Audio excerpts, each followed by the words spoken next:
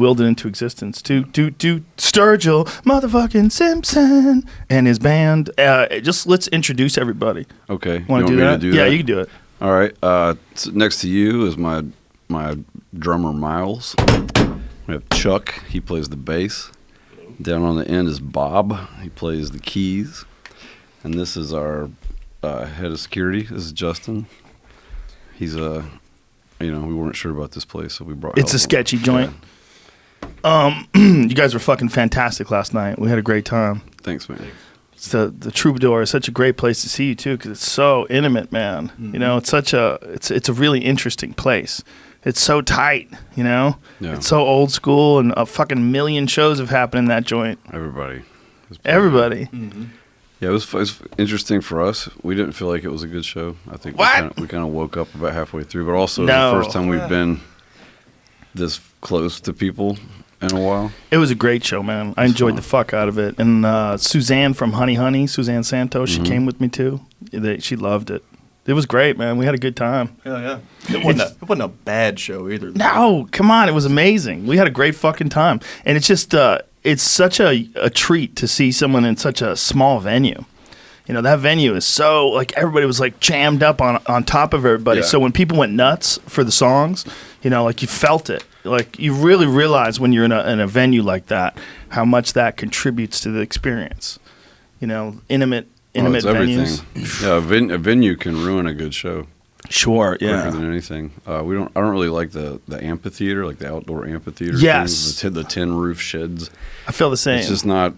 There's no connection because everybody that is close to you is sitting down, and then there's this giant picnic going on behind them up on the grass. It's always just a weird separation. What happened, Jamie? What are we doing? Switch. Sorry. Oh. I thought you were trying something new out. Yeah, the amphitheaters are weird. I mean, they can be great. There's the picture from the Troubadour last night. That was fun, man. Nice. That place, I mean, how many people does that seat? Probably 400, I think. 500. They're stuffed in there. That is a fire hazard. For sure. Someone fucked Bobby's up. organ's a fire hazard. Yeah. It was a good time, though. It really was. I saw Everlast perform there recently. He was there just a few weeks ago. I met that dude once. He's awesome. He is a chill guy, man. He really is. The best. It was at this guy Dom owns it's like a skate shop. My buddy Ian took me to this skate shop, and he had a bunch of sneakers there. I was looking for some sneakers, and it was just this little sleepy skate shop. And then he's like, "Yeah, let's go out back." And we walked out back, and there's like 12 X Games champions back there just slaying this half pipe. I'd never really seen that shit up close like that, just thrashing. And it was intense. And then we're sitting there hanging out, and then fucking Everlast shows up. And I was just like, this dude from House of Pain is crazy. But he was so cool. He's super cool. But I remember one of the first times I ever met him, it's one of those weird ones where you're like, am I really hanging out with this guy? Is this really Everlast from House of Pain? Right. Because, Jump Around was such a goddamn gigantic hit. It was like one of the greatest hits of all time. Like one of the greatest, I mean, I guess you would call that a hip-hop song, right? But it was a giant hit with my generation. So to be hanging out with him was super surreal. I'm sure he's had a very interesting journey. Fuck yeah, he has. He was the first guy I ever smoked a joint with inside a casino too. He just fired it up. I go, where do you want to smoke that? He goes, where? He just starts smoking it. I was like, all right, I guess we're gonna do that. That album. I think I was in 7th grade, 6th grade. It was very nefarious. I remember that. Yeah. Nefarious is a good word for it. He had a rip shit, kill it, cut your gut and spill it, treat you like a gas tank, take that ass and fill it. Yes, that's nefarious. Go for a ride to where I reside, put your face on my pillow and have you weeping like a willow. It's what it is, y'all. It's prolific. Yeah. It's prolific. That's intimidating. Right? For sure. That doesn't freak you out a little? Especially if someone says it with his voice. All smooth and shit. In a Larry Bird jersey. You've tried a lot of different forms of music. Do you ever think you would ever do hip-hop? Oh, God, no. That would be a weird stretch. Well, there's just so many other people that should do it other than me. I would love to, but no. I would love to produce a hip hop record with Bob. I think we could probably make some fat fucking tracks and just get some rappers to do the actual art. Yeah. You know. I think I know what you're saying. I know how you're feeling, but I think you could pull it off. I think rapping? Yeah, I think you could. Sturgill? Yes. He kind of already does. And All right, you gonna give me up, man? Yeah, Okay. I think raps a little bit. No bullshit. I I think spit on the bus a little bit, truth be told. All right, you know. Yeah. Poems, you'd have to be lit, but you could do it. You know who can fucking rap for a white guy? Shia LaBeouf, man. Can he? Yeah, he did some radio show years back out here in L.A. and like it was actually impressive. Wow. Yeah, his freestyle was fire. If for a dude who's a white guy, it's a risky choice.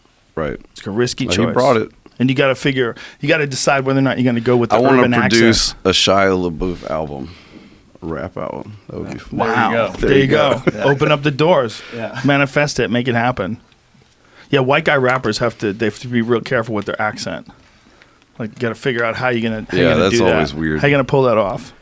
I went to high school with a lot of those white guys that tried to like talk like they were black and never could understand what was going on. It's a weird one. It's a weird one. Miles and I went to the same high school. He graduated like 15 years after me, so he knows about the WOFO. Woodford County. What I'm talking about. I'm sure it was still very much a thing. Oh, it still is. Yeah. We were just talking about like how few white guys become successful rappers. Like, if out of all the things that people attempt to do, that might be one of like. There's only like a few. There's like, Eric from Everlast from House of Pain. There's Eminem. There's Joaquin Phoenix. Mac Miller. Yeah, third base for sure. Those guys. Those guys were great. Eminem, of course. Yeah, Eminem, of course. He might be number one. Yeah, he's number one, I think. He's just an all-time great rapper. Period. Yeah. White guy or not. Mm-hmm. But like white guys that want to rap, boy, the white guys that want to rap versus white guys who are successful rapping, that fucking number's stupendous. Those are not good odds. That's intimidating, right? There's no denying that some white guys have pulled it Snow? off. Yes. Yeah. Informer. Snow. Like he had like a Snow. whole. He did the patois thing. Yeah. Talking to the mic, brother. Yeah. Sorry. I just said he did the patois thing. Yeah. He went Jamaican on us, right? Yeah. But it was really good. Which is even weirder. It was so weird. Fuck. It was unless he's from Jamaica. Toronto. Is he? Oh, was he? Yeah, which does. I mean, it's not better, but there's a lot of. That just keeps getting that's better. Canada. That's Canada. They're nice as hell up there. How did he be? Yeah, go to the mic. Go to the mic. Snow is from Toronto. Yeah. I would have look that never up? guessed that. Yeah, let's look that up. Good call. I loved that one song though. That Informer song was badass. That's insane. He's a Canadian from rapper. Toronto. Would be. No What's idea that? what. It doesn't say what city, but he's from Toronto. Oh He's yeah, from Toronto. Toronto. Yeah, born in Toronto. Yeah, Born in Toronto. 49. There you go. Wow. There you go. Yeah. He went Jamaican, and no one else even ventured to step in his footsteps. It was like a successful hit song, but it didn't like open up a whole door of like Jamaican. It didn't even open up a door for him, man. That's the only fucking song anybody ever heard. Like, But how can it be that good? That always freaks me out about your business, is that there are a few cats that come up with one song that just fucking smashes it. well, that happens because whoever is in charge of their career has one vested interest, which is pushing that single, and then it does its thing. And if they can't come up with the identical thing again, they don't know what to do, and then they just stick them on a shelf, and you never hear from them again. I know, but it's so final. Like if you're a comic and you have a shitty special, you can get your shit together and come up with a good next special. There's nothing like a huge hit to destroy your music career. How many, really, really good songs, if you stop and think about history, were from a band where you heard like maybe 2 of their songs ever? I would say 90% of them. So many. In the pop, in that world, if you're like radio songs. Yeah. And syndication, that's just usually. How much is that changing for you guys because of the internet? I mean, when you first started your career, like how much of an effect did the internet have on like promoting things or getting the word out on things versus now? Huge, because we're not on radio even now. When did you? When did? We get AAA play now, things like that. But you're not gonna. I guess early on touring, blogs and reviews, press and things like that get circulated. Word of mouth from shows. People come to shows, they get their mind blown. They talk about it on Twitter, and then it's this organic grassroots kind of thing. And you sort of realize at a point you don't really need any of that other antiquated shit. But to make it happen like we did, you have to go out and do the laps. You have to put the time in and earn your medals. You can't just sit on YouTube talking about yourself all the time. That's a big part, right? Your shows, how many live shows you guys are doing. Well, and now it's already out there, so people just do it for you. Really, it spreads easier and faster now. But Miles has been we've been playing together since he was 19, man. And in a van, 4 people sleeping on one floor. Wow. Which was about 2 weeks ago. And you drive 7 hours, and you hope 13 people show up to maybe buy a T-shirt and shit, so you got gas to get to the next town. There's a lot of life-questioning nights out there in the early days, You know who Roy Wood is? Roy Wood Jr., really hilarious stand-up comedian. He had a really similar story when he was talking about his beginnings as a comedian, that he would get these gigs and he wouldn't have enough money to get home, and that he would get gigs, and while he was there, he would take a job, like a day job, like a day laborer. He would go, wear fucking hard hats and gloves and shit, work all day, and then do the stand-up at night. It's like those guys who go through that kind of stuff, there's no substitute for that.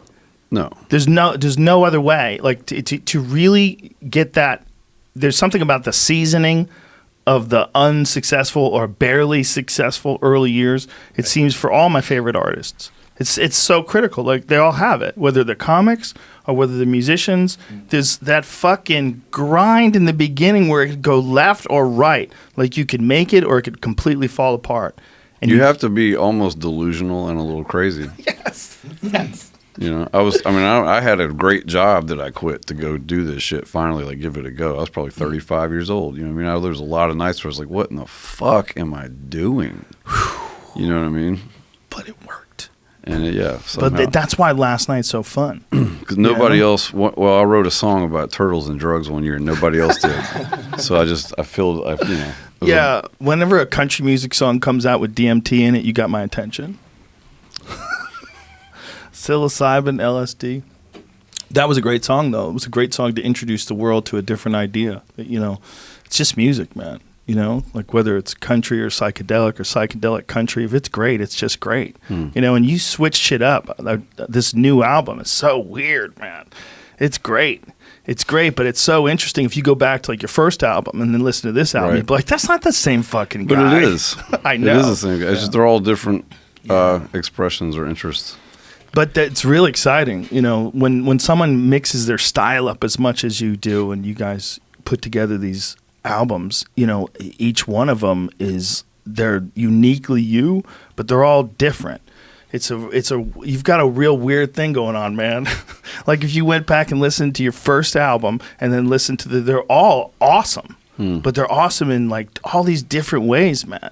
It's so cool to see all this experimentation, this anime thing you're doing with this, and it's really badass. That was really just sort of a lot of things lining up out of my control. That movie, we only started on that literally a little over a year ago, and just the way it all came together and how many people were working simultaneously is the only reason it got finished as fast as it did. But it definitely delayed me releasing the record for at least a year. But it's such a great idea. Yeah, it was. Well, if we're here. Well, the whole reason we went in the studio and made this thing is because we reached a point of burnout. I definitely did. And then you also reach a point where now you realize the only way we're going to survive and make money as musicians is touring. So why wouldn't we make this as fun for ourselves as possible? And just, you play these festivals and then you're rocking out 3 or 4 songs and then people are jumping. And I just kind of asked everybody, why can't we just go do that for 2 hours and make music that people can dance and have a great time to? And still, Miles has probably been listening to me talk about making fucking dubstep rock and roll record for 5 years, and we finally just did it. But it's great that you take those steps. These guys help a lot too. We were touring in 2018, and the music was just sort of going there anyway on stage. How's it going there anyway on stage? You guys? Well, we're just stretching out more, abandoning core fundamental structures of the songs. Like I don't want to be a karaoke machine anymore. I just got so bored and burnt out with standing up there and playing this shit the same way every night. And you do isolate some fans, but at the same time, like if we're not inspired, how the fuck is anybody else going to be? Right. So eventually you will find your audience that wants to go with you. And music, you know, these songs were turning into 10 and 15 minute, just me being high and I was having a good time, you know? Yeah, that's what I caught that the Brace for Impact on Colbert. Somebody shared it. Yeah. And, I hadn't seen it basically since we did it in 2016, and it's almost a completely different song. Right. Like you could literally see the changes from 2016 to now. It's amazing. Yeah, so we made this record June of 2017 and had to sit on it, couldn't play any of it. You know, you go out and then you do the other thing. So now almost 2.5 years later from the time we recorded it in the studio and I was writing those lyrics, we were making this music in the moment. We'll go out, we've been rehearsing for 2 weeks and it's already at a point like, shit, like, I wish we could have recorded it now, because you have all these ideas that you just don't have in that moment. And then you get a year and a half later on a tour playing that material, it's a whole other animal, you know, because you just found all these little idiosyncratic nuances and things that you can flourish that you just don't think about when you're in a control room for 18 hours a day. Is that a common tactic where you're always changing your songs? You're always fucking with them and continuing I hope so. Yeah. Should But is be- it common should with be. other artists? It should be. It should be? if they're, worth a shit. But But is that a normal thing? Like when you guys get together and talk about how you make songs? Like comedians talk about how they make jokes. We don't really talk about it. You guys don't ever get together? I'll write lyrics and stuff, or maybe have like a rough idea, structure, and form. But these guys are all like bona fide musical geniuses, man. They're all like their flavor.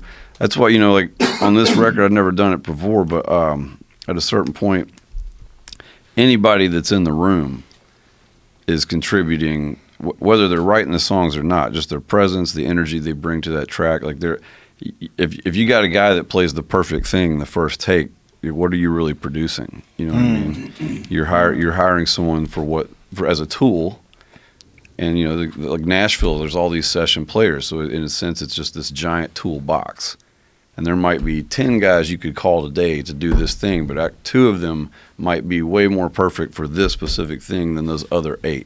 They're all badasses, but you can flavor.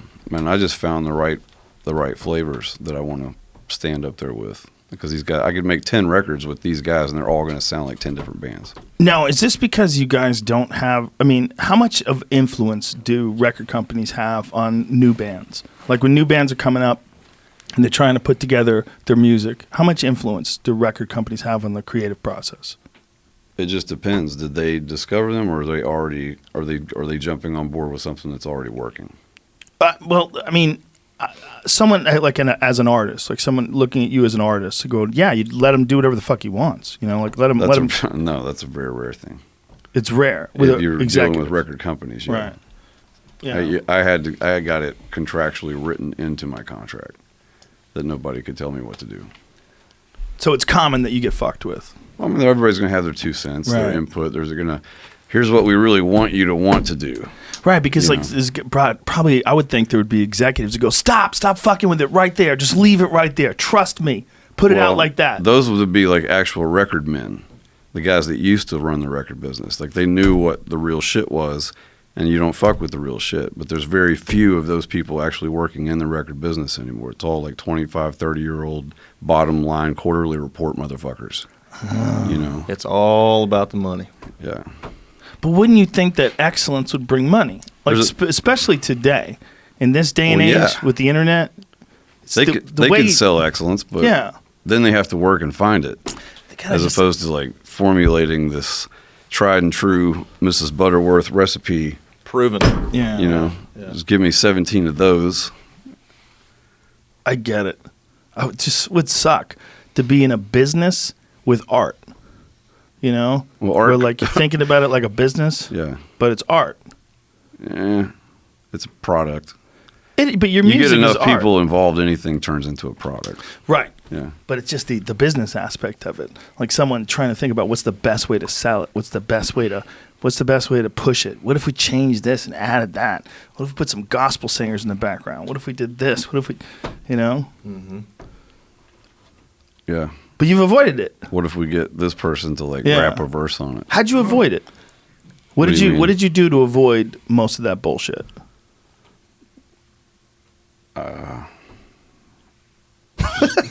Still figuring it out.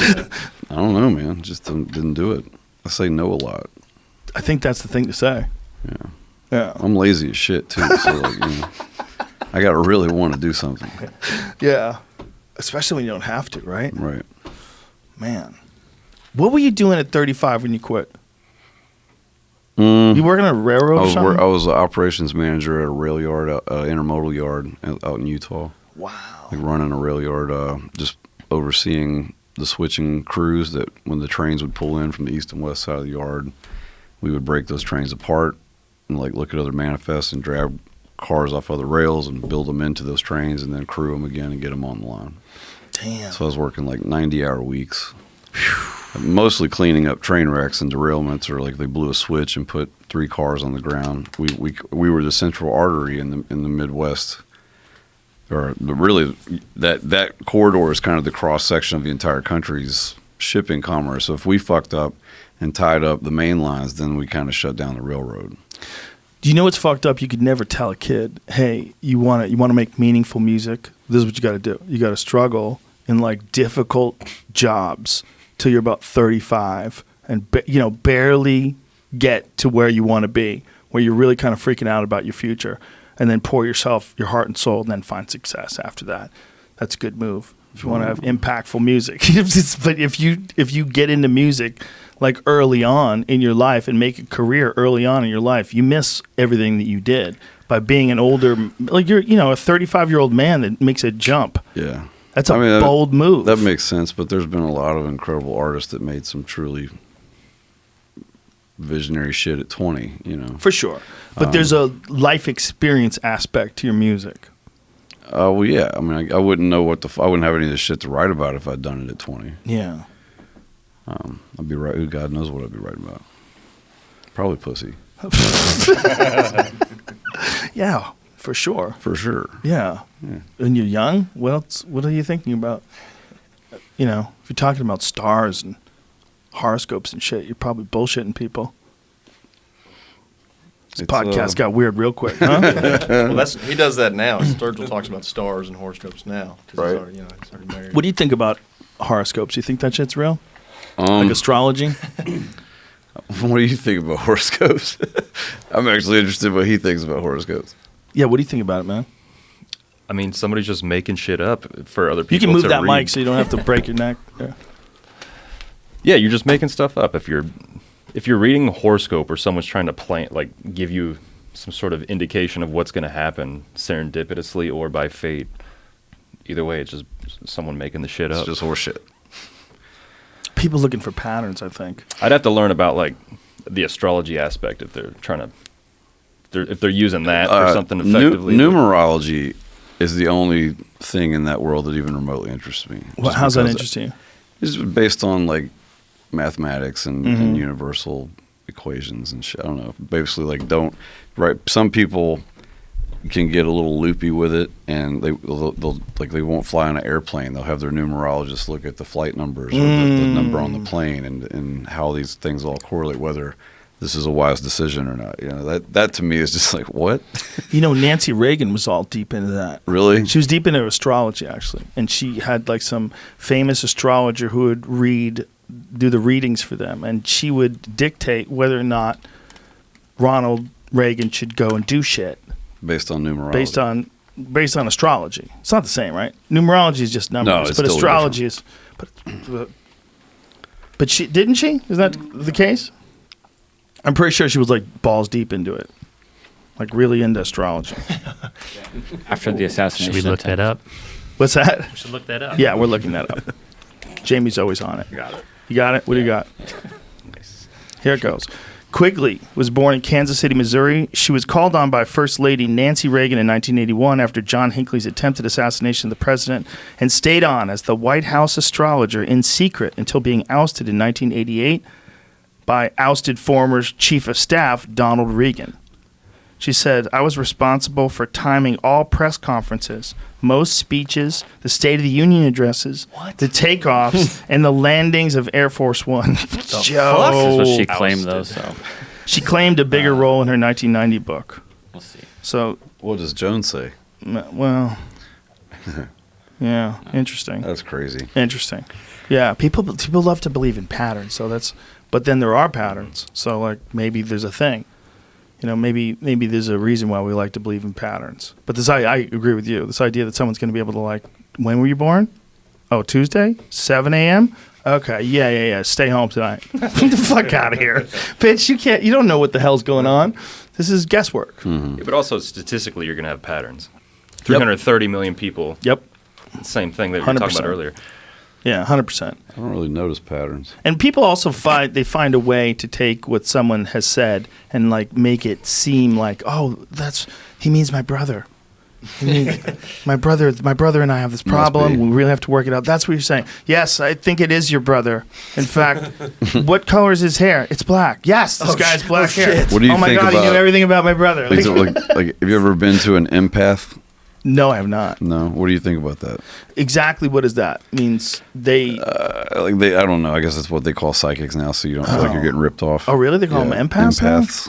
They're very empathetic. I They didn't- feel things. Oh, is that what it is? Your dead family and I don't think that anyone on this planet, I don't think there's an equal ability to perceive anything. I think some people are way more perceptive. Some people are smarter. They see patterns better. They see trouble coming. They see problems. They see things better than other people do.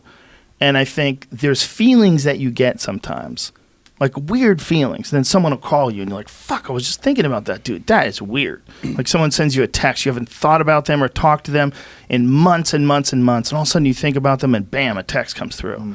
Or they're calling you. I don't know what that is. But one time we were all texting about Jean-Claude Van Damme, and 5 minutes later, my Netflix recommendations are full of Jean-Claude Van Damme. I've never watched a Jean-Claude Van Damme movie on Netflix in my life. That's the there's government, like 8 bro. of them. Oh, yeah. Someone's creep me listening. out. That should creep you out. I had a meeting with Netflix about this anime thing early on, and I brought this shit up and asked them point blank. They said no. Of course they did. Maybe they just get results. Maybe it's like they have a cleaner and they say to this guy, listen, I don't give a fuck how you find out what these people are talking about, but you could find out, right? Yeah, maybe. We'll see. Just don't tell me. Just do it. Just do it. And this guy just like, this thing is just listening to every goddamn word you say and providing suggestions for things you could buy on Amazon. Maybe. What I was thinking about psychics, though, is I think some people are probably better at that. I bet there is moments where some people have a weird sense. I just don't think it's consistent enough for anybody to pay money for it. Right. I don't think anybody's ever demonstrated a real, like, provable psychic power. But it doesn't mean that I don't think that that's... Look, we can smell. Why can we smell? What is that? It's some shit you can't even see, and you can determine whether or not something's terrible based on it? I mean, you could smell rotten meat. You're like, oh, what the fuck? That's your whole body. You don't even see anything. Where is that? How do we not know that there's other senses that we can develop? Like our ability to perceive good and bad in people, our ability to perceive whether or not someone's like a truly kind person or whether someone's sociopathic. Maybe there's ways to see whether or not people are compatible with your way of thinking. Maybe there's ways to see weird shit that people are thinking. Like if someone's planning and they're angry, they're about to hit somebody. Maybe you could see it. Mm-hmm. Maybe you could feel it. Maybe you don't even know what the fuck it is, but it smells like the same way rotten meat smells. Like, whoa, I got to get the fuck out of here. There's feelings you get from certain people that are just unhinged. Spidey sense. Spidey sense. Yeah. I mean, it just sucks. Just like early chimps were really bad at talking, you know? And then eventually they became people who talk for a living. We talk all day. You sing. You know, fucking chimps have a couple fucking noises. That's all they have. Do you know they lie to each other? Monkeys do. I was listening to this podcast. I forget what they were talking about, but they got to this thing where it was deception with primates, that they'll pretend like that there's an eagle coming so that everybody dives down, then they'll steal the fruit. They'll That's make fucked up. noises. They'll make noises like different animals coming to get you. Wow. And they fuck with each other. Like they have noises that equals eagles, and they'll duck down. Like they hear fucking eagles. Oh Jesus! Like they imitate the eagle? Or No. They have a warning word. sign? They have a word for it. The word for these monkeys. Like there's a certain screech that they make that represents something coming down from above. Miles crazy. just sings "Take It Easy" on the bus. I do the same thing. It's your favorite song. I gotta sing it. Yeah. He loves the Eagles. I like some of the after Joe Walsh, they were a different band, right? Yeah. He actually. There's like pre-Joe Walsh Eagles. Joe Walsh makes everything better. Joe Walsh is the savage. Yeah. Yeah, Victim of Love. Anybody who doesn't love that song, you can fuck off. It's a great goddamn song. This is oh, did we didn't introduce you properly? No? Okay, that's Justin. I think we did introduce it. It's Mike Tyson Yeah, Weed, so ladies and gentlemen. Mike Tyson. I'm hanging out with these guys Day. because I'm a Green Beret and I got hurt, and you saw the show last night. So I'm speaking at the shows because Sturgill on his own. Well, let me back up. I got blown up in March, and I was in the hospital. Previous year, I'd got come off of a deployment, had 11 months before the second one was a bit down in the dumps. Got divorced, had a dude die on the first trip, so it was kind of it was real rough to deal with. And then was listening to these dudes quite a bit, and then led into the next deployment. I was there a month. Boom, almost died pretty hard. Teammate saved me, and we had blood on the ground. I got blood on target, and then they made a hellacious movement to get me to the medevac. Long story short, I'm eating dinner in the hospital, one of the first meals, jamming out to these dudes, and I was like, "Mom, I want to meet Sturgill Simpson." And then she tried to get a hold of him. SOCOM eventually did, and he came, hung out for 2 hours. I made my friend now, General Baudet, wait 15 minutes so that we could finish talking about what we were talking about, which when you're an enlisted dude, you don't make generals wait. But I was on a lot of ketamine, so it was sweet. But then Sturgill had it on his own accord to donate to the foundation. So this little tour going on that coincides with the actual album release is donating to the Special Forces Foundation. So that helps Gold Star families, which are the families that remained of the friends that got killed on this trip. So there were 4 Green Berets and 2 EOD techs, and so that money's going to them, and that's what I care about. I'm alive. I don't have any legs below my knees for those that can't. Well, you can't see my legs on the video anyway, and I don't have my testicles either.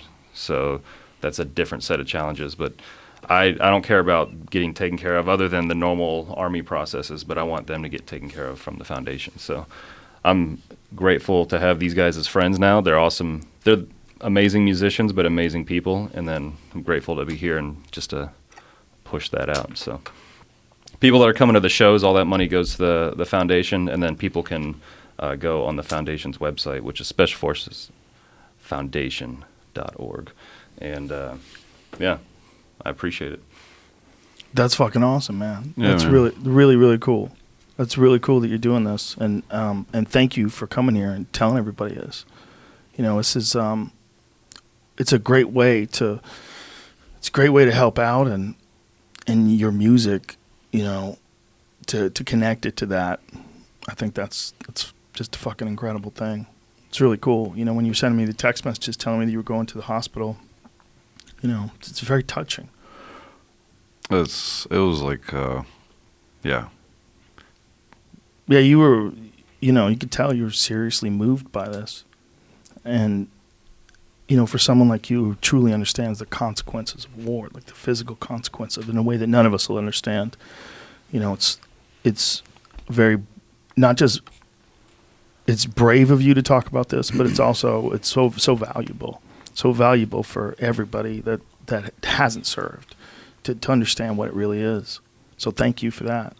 Well, I always say I really like combat because I was in a lot of it, relatively speaking. Bunch of guys have been in way more combat. Bunch of people have treated more casualties. I'm a medic, but I was in a fair amount. Almost got killed on the first trip a good handful of times, and then so I just don't like the war aspect when you see your friends get killed.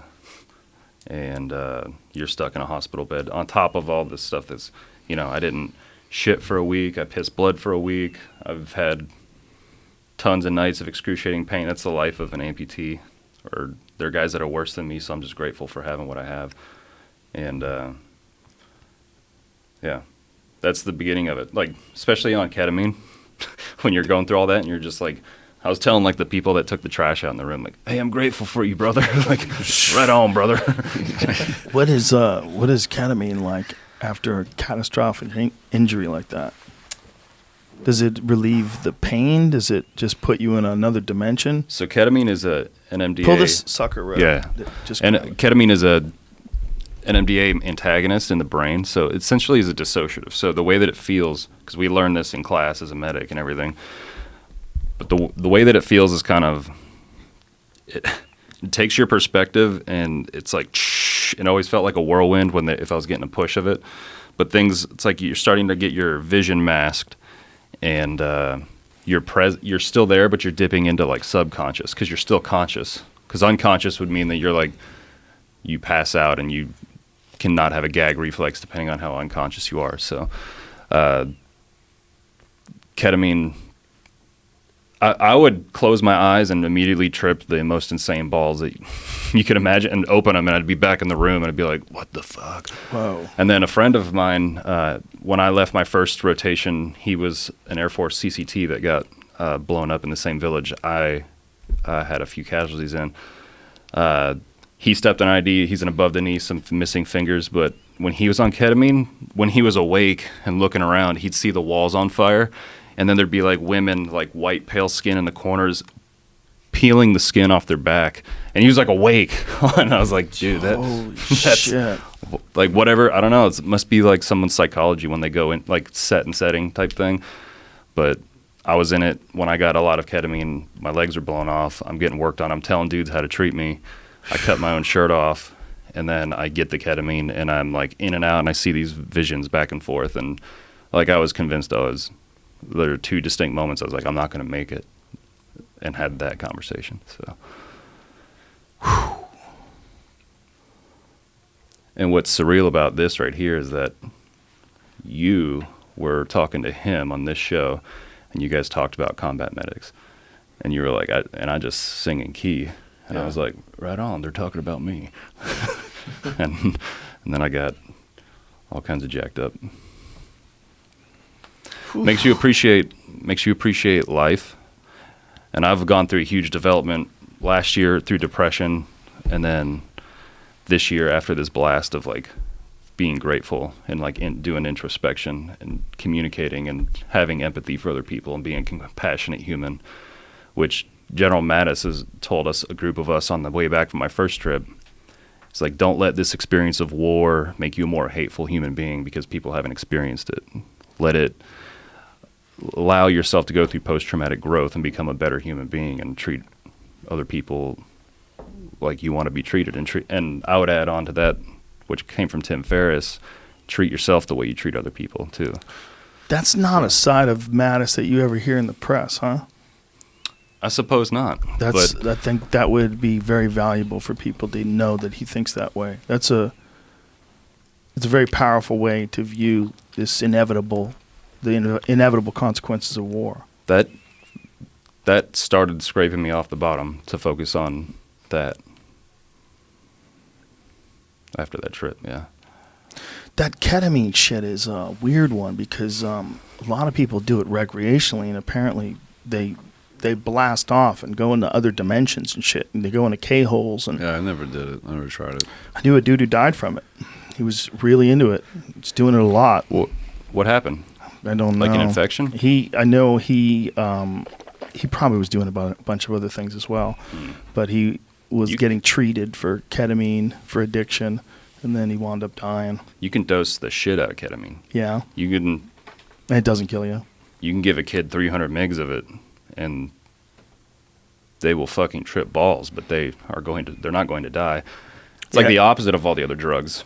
I think he was doing other shit too. Yeah. I think the ketamine was just something he was treated for. I think he was doing a bunch of speed and stuff too. Which it's ketamine was originally isn't it a cat tranquilizer or something like that?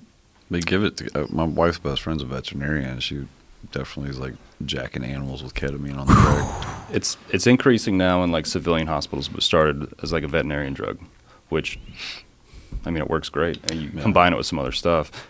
Do you know who John Lilly is? No, sounds familiar. John Lilly was this scientist that he was a pioneer in interspecies communication. He did all his work with dolphins, and he was also a big acid freak. And he would take acid and try to communicate with dolphins. He would even allegedly give dolphins acid. He was a part of his long-standing program to try to get dolphins to talk to him. But one of the things he invented Why is there not a movie about this guy? There is, Altered States. No way. Altered States is based a lot on John Lilly because he invented the sensory deprivation Does tank. he give the dolphins acid in the movie? No, because Oh, it just was loosely based on him because in the movie the guy experiments with a bunch of different types of sensory deprivation tanks and everybody knew that this guy, he was a legitimate doctor, a brilliant guy, but he was also a ketamine freak.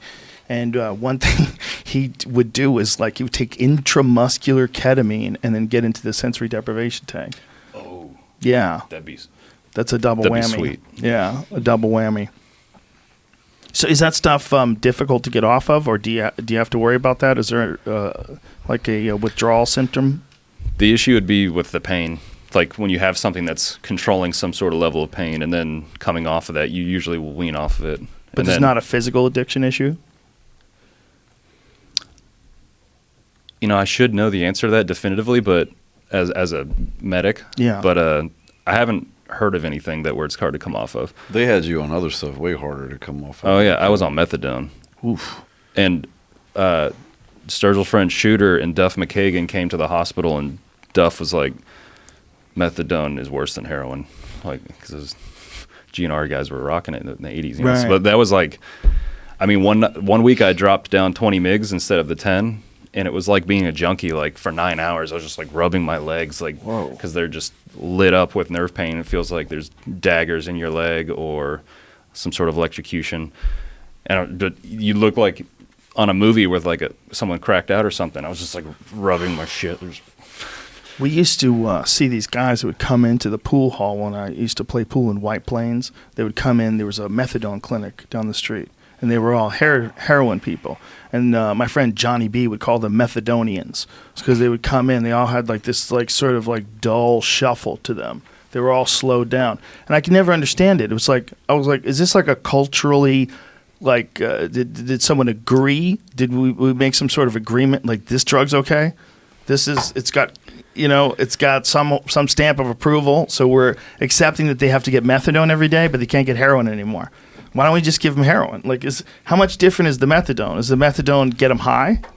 Well, it's synthesized, so it's easier to control. But does it get them high?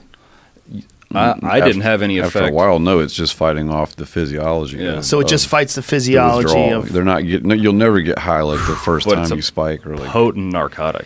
Yeah. For like the adverse effects. But don't people have the best effects with Ibogaine and things like that when it comes to getting off of opiates? For getting kicking opiates, yeah. I mean, if you want to go through that, I would say, that would probably be your best bet for a quick solution, if that's what you mean. But methadone's it is actually bad for you, isn't it? Yes. It fucks your. I didn't sleep. I didn't have deep sleep for 4 months. And I'd get in bed at 9, not fall asleep till 3 in the morning. That fucks with everything too. Yeah. It's a pretty shitty year. Damn. And how long did it take to get you off of the methadone? I mean, once you're off of it, the doctors were saying that it stays in your adipose tissue, which is your fat, for 2 or 3 weeks. Because I'd have random nights when I was off of it and just get lit up with nerve pain and getting hit with a hammer on my toes. So probably 6 weeks of weaning that, and then I weaned another drug, Lyrica. I mean, for you, it had to feel. I mean, because you were there at Walter Reed the whole time, you had to feel frustrated. But for somebody like the first time I came to see you, it was only a month after the blast? At most, yeah. So he was still in a lot of, more pain than I could even comprehend somebody being in, from nerve pain for how many surgeries on each leg? It's close to 30 surgeries total, which Yeah, is a lot. You But still there's had guys staples a lot in more. your back too. Yeah. Before they taken. I mean, you could describe it. Just man, I was just like, how can anybody? And then he was still, as he said the first time we met, he was high as giraffe balls on ketamine. But like, I was profoundly impressed by even then, like how clear-headed and articulate, and I was obviously this guy's obviously brilliant. You know what I mean? Like you just through the fog and awareness of everything going on in the room, despite the pain, he was trying to pretend like he wasn't in. And then that place is full of guys like him, and then when I went back, it's like all new faces. These people. But then when I went back, the second time I went to see him was there for a couple of days, and it was like just in a matter of short time, it was leaps and bounds. He's in the gym on one leg, like fucking busting out 20 pull-ups and everything. It's just kind of like there's got to be something anything you can do to help in whatever way. And these guys, since I've known him, I've never once ever heard him ask for anything. His only concerns were like for the families of the guys that didn't make it, so it's just like really around an album release, if I'm going to have a bunch of attention on me, I thought it would be a good opportunity to put attention on what other people can do to help these guys and their families, because they're, the sacrifices is, especially sitting in these rooms and looking at these dudes, man, you can't, what do you call that? Yeah. Well, I want to help. So after the show, let's figure out what we can do to jump in. Mm-hmm. I want to help. So help with the podcast, help with some comedy shows, maybe, do just whatever we could do. I appreciate that. Listen, I'm blown away by all this. As much as I think all these people are listening and watching, this is it's beautiful that you're doing this, man. And I think that it's inspiring me to do something. I think it's probably inspiring a bunch of other people, and that's those things that people talk about. It's one thing that you might experience or hear in life that sort of changes your worldview and moves you in a better direction. Like this could be one of those things, Well, you're a good man. I'm not Thank fucking you. anything, man. I'm just a dude. Just a dude. Well, you're just an awesome dude. All you guys, it's cool. I'm very happy that you're bringing awareness to this. I'm real happy that you're doing that. It makes me feel great. And it's like Justin said, the war side of it is the tragedy, I guess. So it's not like right or left. It's just like this is the reality of it, and people are making these sacrifices for you. And when they come home, what do we do for them? It's a hard thought for people to accept that war is inevitable. It's a hard thought, and it doesn't seem like it's inevitable because it's not inevitable in this room. I mean, if we were the last people on Earth and there was a bunch of food and places to sleep, I think we'd probably not kill each other. We probably wouldn't go to war, right? It's like, what is the number where you go to war? Is it 1 million? Is it 2 million? Is it separated by oceans? Is it just mountains or boundaries? But the fact that no one thinks that war can be solved, like no one that I know thinks that in our lifetime there'll be no war. I mean, there's never been a period where someone on Earth that's human hasn't been going to war with each other. It's a horrible truth of being a person, and nobody knows it the way you do. So for you to come on and tell your story the way you just did, I appreciate the fuck out of that, man. And I would just want people, if they hear that and it moves them, it's more of like just be grateful on a regular basis for anything. yeah, I mean, Steven Pinker was on your show. I ended up FaceTiming with him as a result of all this. But like, he has that book about basically the Enlightenment worked, and we still have war, and then there are people still fighting it. But overall, the world is continuing to improve and like steadily getting better, and fewer people are dying from genocide and war. But it still exists. So I would want the respect for war. If someone is wanting to go to war, if someone is going to be a commander-in-chief, and that's a heavy thing to like toss back and forth. yeah, extremely. It means that I may never have kids because I don't have my balls. Like like there's sacrifice. Like and I'm the one that lived, and I didn't have any kids, but like my friends have 4 girls. My other friend has 3 kids. So like if you're going to move the chess piece to war, then we need to understand the implications of what that means and try to do everything in political power and state strategy to avoid overt war, because especially nasty. Like a near peer.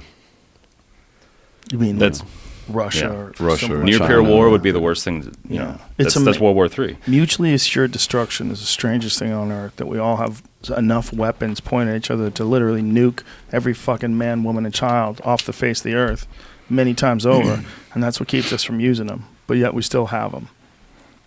And we still have them pointed at each other. I mean, remember when you were kids and we were worried about Russia?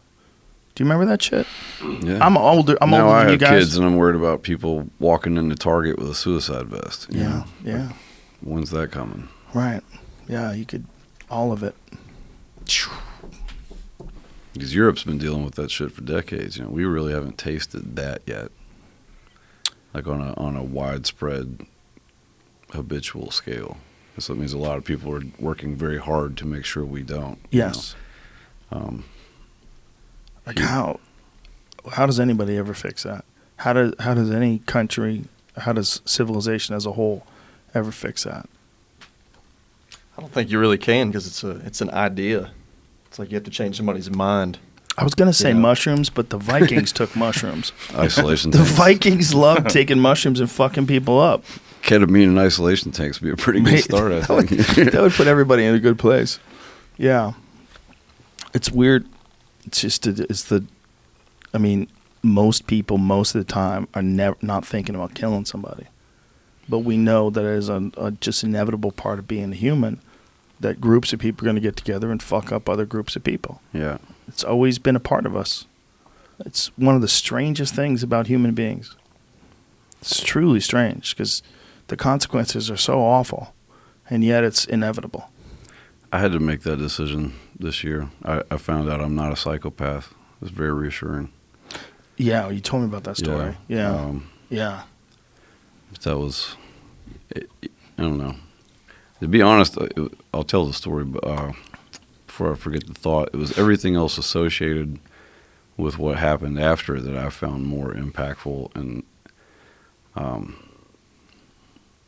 the stuff that lasted or stays with you. It wasn't what actually happened. It was seeing the aftermath and like the system and how it all pans out. But yeah, we had 2 home invasions within 36 hours, I guess.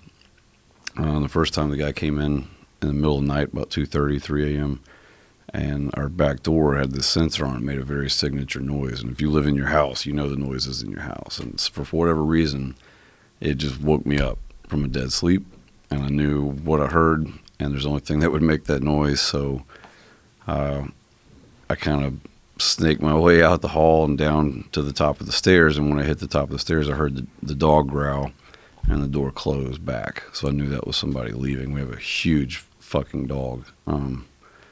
Basically useless, but he did growl, and he made a very primitive noise. I was proud of him. And the guy didn't come in because of that. And I just went downstairs and kind of swept the ground floor, and then he was gone. I didn't want to freak my wife out, so I waited till the morning to tell her, and then we called the police.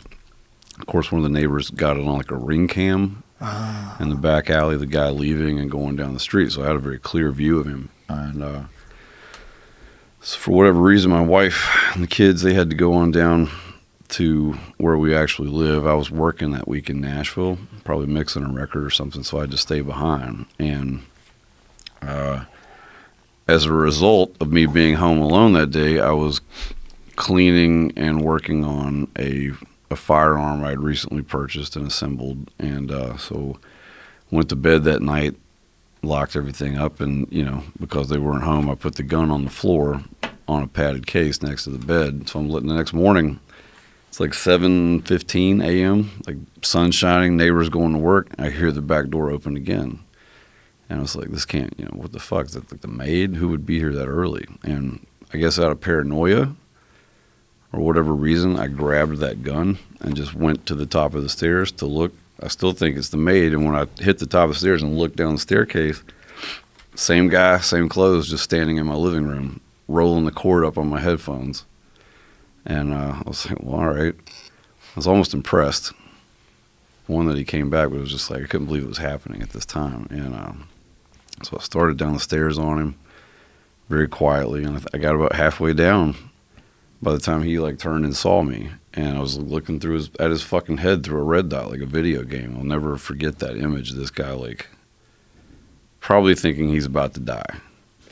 And the back door was thankfully still open. The only thing I said to him was, "What are we doing here, man?" And I hit him with a strobe, which kind of like, probably to his brain he thought was the gun going off, because he kind of like seizured, and then I saw the adrenaline spike. And he turned and went out the back door and jumped clean off my fucking porch, like never hit a single step, and ran at the back gate. He had latched it.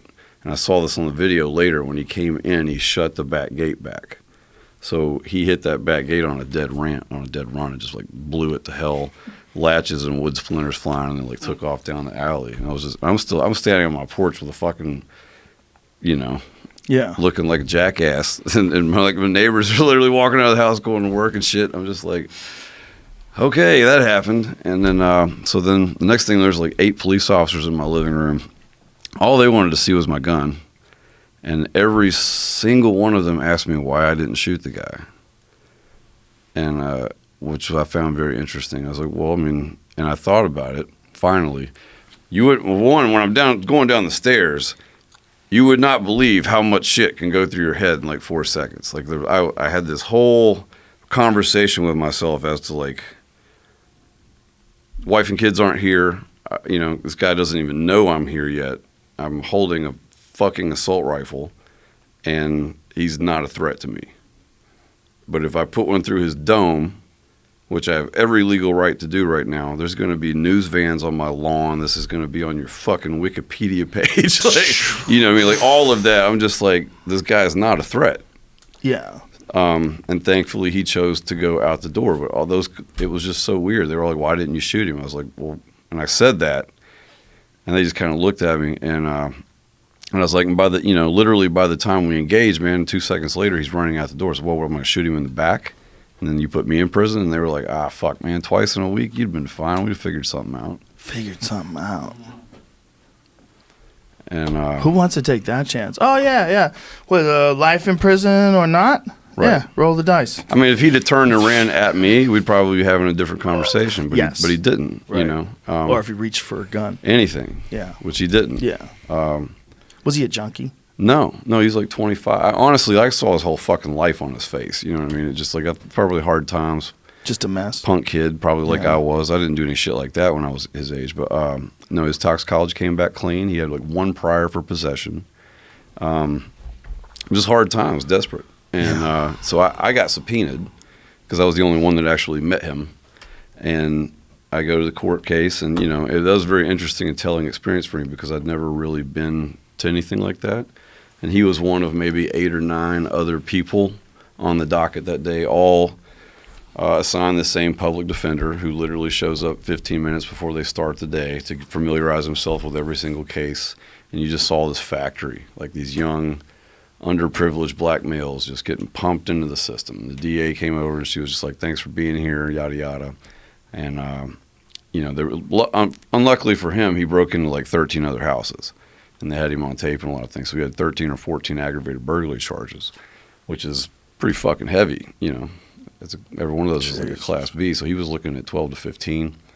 I think he sang like a bird, pleaded down, got 6. And then if he does a successful rehabilitation program in prison, he could be out in 2. And she was like, yada, yada. And I just realized, like, wow, they're just throwing this kid's life away because he, granted, he came into some people's houses and he almost got fucking killed. And they caught him the next night, like 3 streets over in the act, doing the same thing. But he had no priors. He wasn't on drugs. It was just like no direction, probably no discipline, no guidance, no heroes. And I struggled with that. I was like, man, there's got to be like, what if I gave him a job? It depends entirely on who he is. Right, which I never got the chance to sit down and find that out. I never got to talk to him face to face. It might turn out because he was just awesome. some punk fucking kid. I'd be like, good luck, man. You know, Yeah, but like, it might turn out awesome. It might turn out terrible. It's depending upon the person. But there's so many people in this country that are set up to fail. Their circumstances, their life, their environment, what they're surrounded by all day long, they're set up to fail. And I've always said that if we really cared, I mean, if someone really, we have this plan that we always sort of impart. We put X amount of money toward this and Y amount of money towards that. But if we wanted to make this country, we wanted to really make it stronger, you would want less losers. So how do you get less losers? You prevent them from ever becoming losers, but you help them when they're kids during their developmental period. Spend more money on education, spend more money on cleaning up impoverished neighborhoods and crime-ridden neighborhoods. It's not impossible. It's not like fucking breathing on the sun.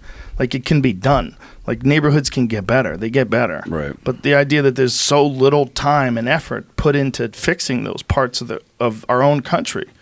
I mean, we have the most resources. We have this fucking spectacular country filled with amazing people.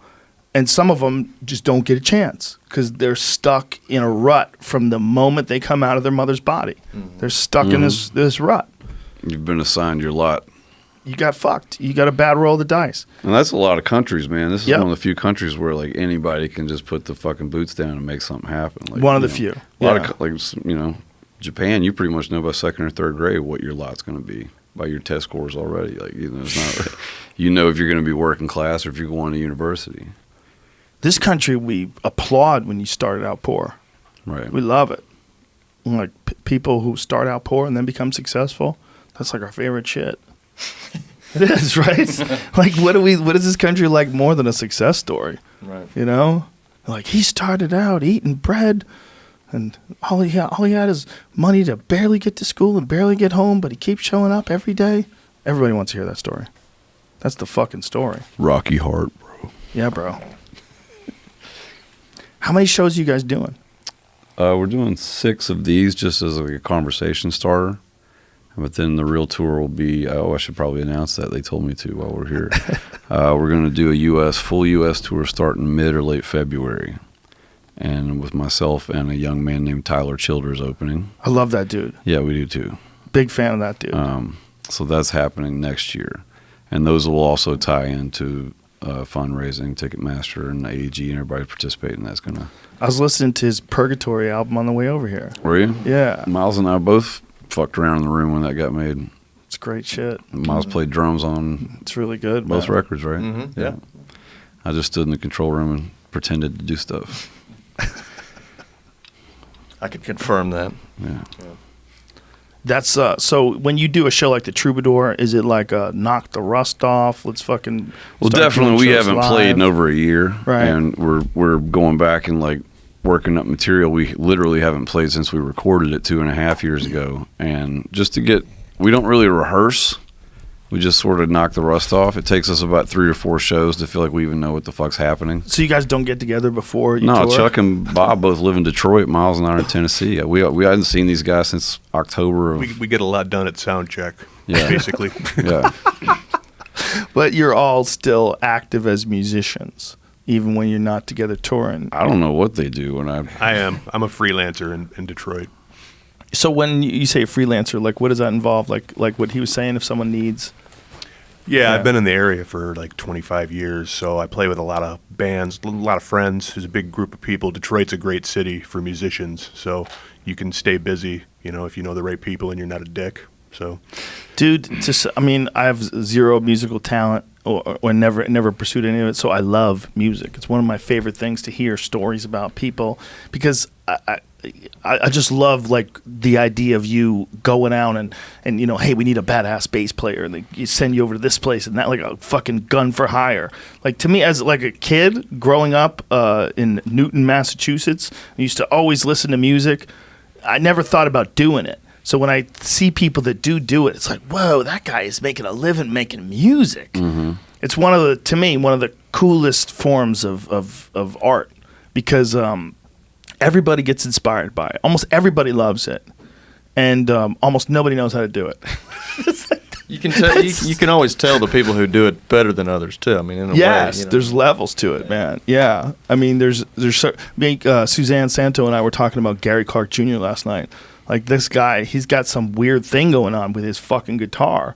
Like it's a Gary Clark Jr. guitar. You know what I mean? Like it's a sound he puts out. He has a certain sound that's like you could hear it. Like I hear a new song. Oh, that's a Gary Clark Jr. song.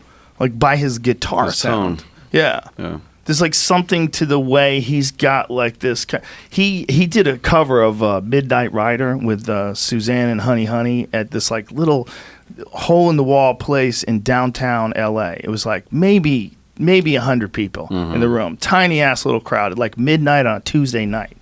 And I mean, maybe I'm exaggerating. Maybe there's 300 people, but it was fucking small as shit. And he did his Gary Clark Jr. version of Midnight Rider. Fuck, it was amazing. It was amazing. It's like there's Yeah, but a guy like him, he could pick up any guitar yeah, and plug it into any amp, and it's still going to sound like him. yeah. You know. Yeah, I mean, I don't know that, but I believe it. I don't know shit about playing a guitar, but Yeah, I I mean- believe it makes sense to me. It was. I mean, yeah, he's got a thing. Yeah. I think it's awesome that a guitar-driven act is headlining huge rooms too, Yeah. amphitheaters, and they play the Hollywood Bowl. and Yeah. that's amazing. You know, He's undeniable. You just got to get the fuck out of the way. You know, he's undeniable. Yeah, I mean, that kind of music. I've never met him. We played a festival once he was at, and I just saw him walking across the grass backstage, and I was like, "That's a cool motherfucker right there." He's the nicest guy ever. You'd love him. He's so nice. He's a really, really cool guy. Does any of your family play music or did? No. Well, my oldest daughter does. Really? Yeah, but no one in my mom's side or my dad's side, like no one in that part of the family played music. But everybody loves it. I think it's there's some kind of music in everybody. I mean, you can repeat rhythms back you For know, sure, and yeah. that counts. You know. Conjunction, junction, what's your function? You're a musician. Everybody has music in gig. their life. I mean, everybody. People who don't like, the only person I know who doesn't like music, he might have changed his stance on, is Doug Stanhope. It's like, I fucking hate music, hate songs. But I don't know if that's true or if he's just working on a bit. You know what I mean? It's hard to tell.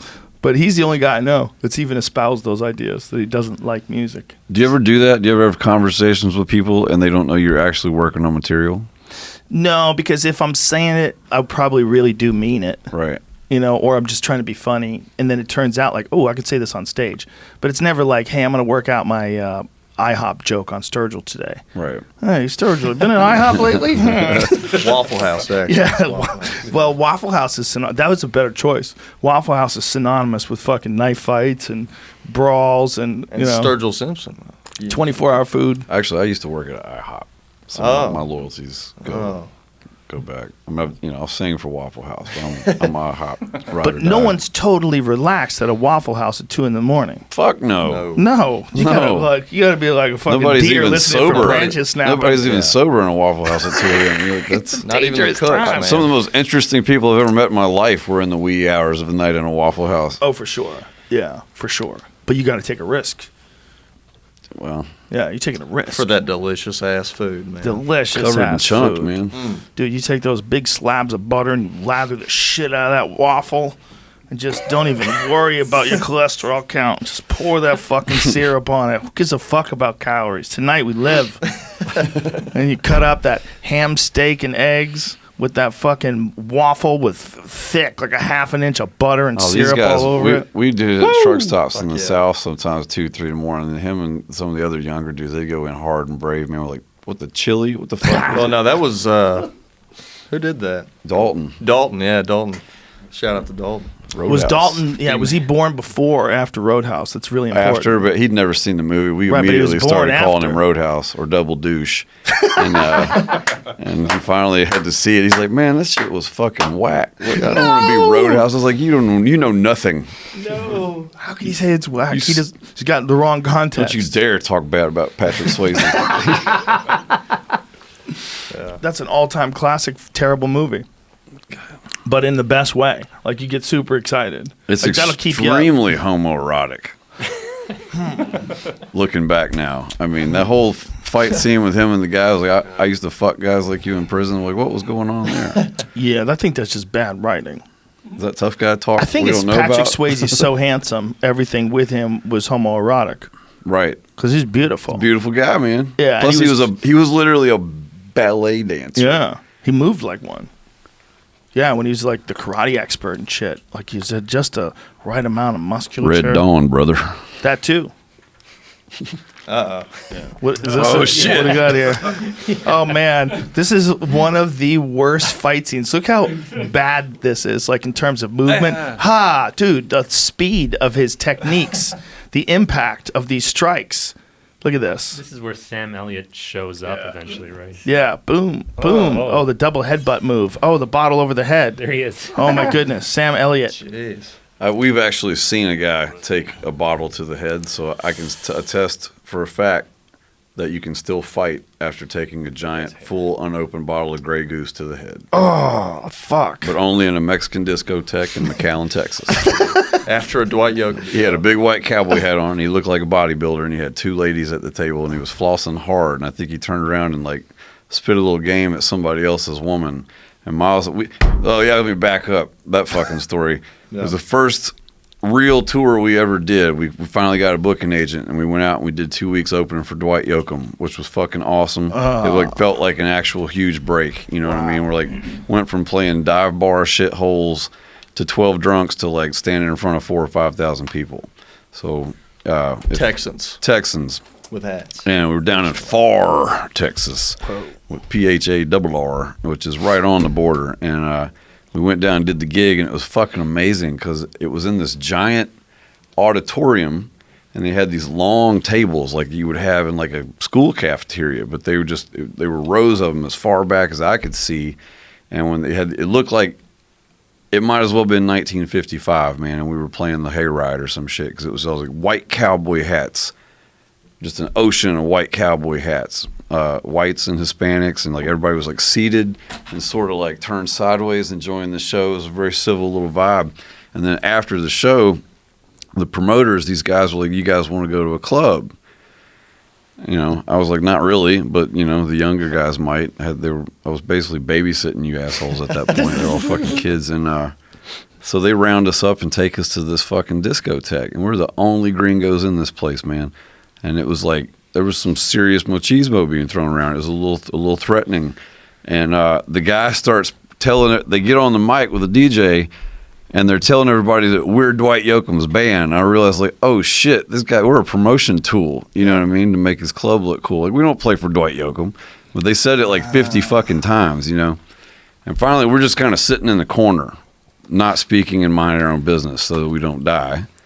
And Miles and I were sitting at a table on some chairs, and all of a sudden it's just liquid and broken glass just raining down on us from behind. And I kind of turned around to see this guy sort of stumble, and the dude's still standing there holding the bottleneck. And it was like he had these big unopened bottles of Grey Goose, like big-ass Grey Goose bottles on ice. And the dude just came up to his table behind him and like fucking necked one and took it to the dome. Woo. And the guy kind of stutter-stepped. He turned around. He took his cowboy hat off, and he went at him and beat the fuck out of both of them. And I told him, I was like, I think this is where we leave. Yeah, everybody left after that. Yeah, it just cleared the whole place out. Whoa. But I couldn't believe it. I thought like it would kill somebody. It depends on where you hit them and how you hit them, how hard you hit them. You could definitely kill somebody with a bottle, though. Right. I mean, it certainly happened. I was reading some horrible story about a 13-year-old kid who got sucker punched and wound up dying. Yeah. I mean, you could kill somebody accidentally, even if you didn't mean to. You hit somebody, they fall, they hit their head, they die. It happens all the time. Like that dad at the hockey game. Oh, that was horrible, man. This kid like watched that happen. You know? Oh, over nothing. Over hockey, over kids' hockey. Yeah, man, people get real weird.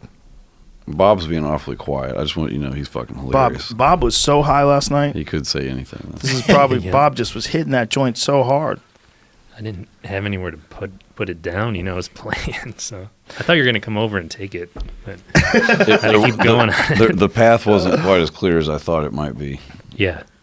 I noticed that right when we walked It looked out. hazardous. Justin introduced, and it was like, where do I walk to get to the thing, you know? What was the instrument that was facing the crowd, like to your left? Well, up there was You have a keyboard. It was a Hammond B3, and then on top of that was a clavinet. And what was this one D6. that was it was facing you, but the back of it was to the crowd? It was all exposed wiring. That's That was Hammond. a B3. Oh, okay. Hammond, yeah. Yeah, that's a trip to look back into the gears. Well, Bob's like a gearhead, kind of a reverse engineering genius, and he only uses like primitive audio gear. And I'm pretty sure now, I've known him since like 2011. I'm convinced he only does it. He buys shit he knows will break, so he can fix it. That's it right there. Yeah. There's a picture from my Instagram. Yeah. It looks cool. I mean, it's supposed to have a wood back, but it looks cool. Looks cool as fuck. Yeah, man. But it's very revealing. Like, go, oh, there's a lot going on there. You can surf him too. I've seen him do it. On top of it, you mean? Oh yeah. Saturday Night Live. Just Saturday Night Live stuff, you know. We got pretty fired up. Yeah, it's no big deal. I looked over and Bob's fucking playing Teen Wolf on his organ. I was like, all right. Yeah, that was a Going moment of there. terror and absolute joy at the same time. When I saw that cymbal fall off and I looked up like what was going on and Bobby was standing on his organ, I was just like, oh my God. Why not? Why not? Hey, man, fucking do whatever you want. Just keep doing what you're doing. Do whatever the fuck you want. If you guys can keep doing what you did last night, I love it. I'm in. It's only going up from there, really. You Yeah, know? that was the first one. So we were very like critical and unhappy, but It was fun as fuck, man. It was fun as fuck. Here we go. Yeah, that was. Oh, that's when he did on SNL. Oh, there it is. Boom. we. That was the first time we played that record last night. Mm-hmm. You know. Yeah, Damn. that's some good shit right there, man. If I gotta say so myself. That was a lot of adrenaline, man. Because Yeah. we'd all, literally, everybody, we had all the horns with us, but everybody in the band, you know, you're as a kid, you dream about that shit right there from the time you even think about playing music. You know what I mean? Yeah. Being Going on out rocking SNL. SNL. So we, Yeah. before the second song, There we go. Yeah. we were backstage, and I just told everybody, like, you know, this is most likely the only time we may ever get to fucking do this, so don't leave anything out there, you know? Yeah. Somebody wrote a great article about it, saying that a musical artist named Sturgill Simpson just snuck in a song about the illegal heroin trade on SNL. Yeah. Yeah, that happened. It wasn't like, I didn't think about it that way. We just knew that shit would be fun to play, but yeah, it is kind of a... I mean, that's what you Lyrically. did. Yeah. I mean, that's what it's about. Do you ever see that video of Geraldo Rivera walking through the poppy fields where the military was guarding the poppy fields? No. Yeah, the military was guarding the poppy fields because in order to get information from the people that lived there, you had to get them on your side. So the way to get them on their side was to protect their heroin production. So they got the United States military walking through these poppy fields with Geraldo Rivera is interviewing them. And they're That trying to doesn't sound explain. Suspect. It's the craziest thing you've ever seen in your life. You're like, this is a movie. Mm-hmm. This is not real. This is a movie. Geraldo Rivera is interviewing soldiers. And the soldiers, United States soldiers, fucking machine guns out, are guarding poppy fields. And you're like, what? Wait a minute. They're guarding heroin? Where? Yeah. Where? Afghanistan. Oh. Dude, Well, no- it's a fucking trip. If we play it, we have an issue, right? If we play it, how does that work? We'll get kicked off of searching YouTube? for it. It's not as easy to find anymore. Why would you get kicked Really? off YouTube? I mean, I'm just looking and It's hard to find now? We've played it on the podcast many times. They might be trying to wash it from the internet. Wow. They know. They know. Dude, it's a trip. You have It's anything? Geraldo Rivera interviewing this guy. yes, old clip. Here it is. So Geraldo, we won't play the volume because otherwise we'll get kicked off of YouTube. But when we're watching this, Geraldo Rivera is interviewing these soldiers who are talking about how they have to guard these poppy fields. So they guard these poppy fields so that they can get information on the Taliban and that these guys who are the farmers will be on their side. Huh. You have to see it. You have to see the whole thing. It's a long video that plays out. Was the Taliban, would they burn it down or did they just control the money from it? It's a good question. I So don't if know. are you protecting the heroin or are these farmers like means of income? That's a good question. Yeah, You know. I think it's the farmer's So means of income, politically, right? I guess you're Yeah. asking a very important question. Everything's about money. Everything's about money. Was it the Taliban anti-heroin? Do we know that? I don't know. Heroin has ramped up since this time period. Heroin use. Well, from that time period of that video, Yeah.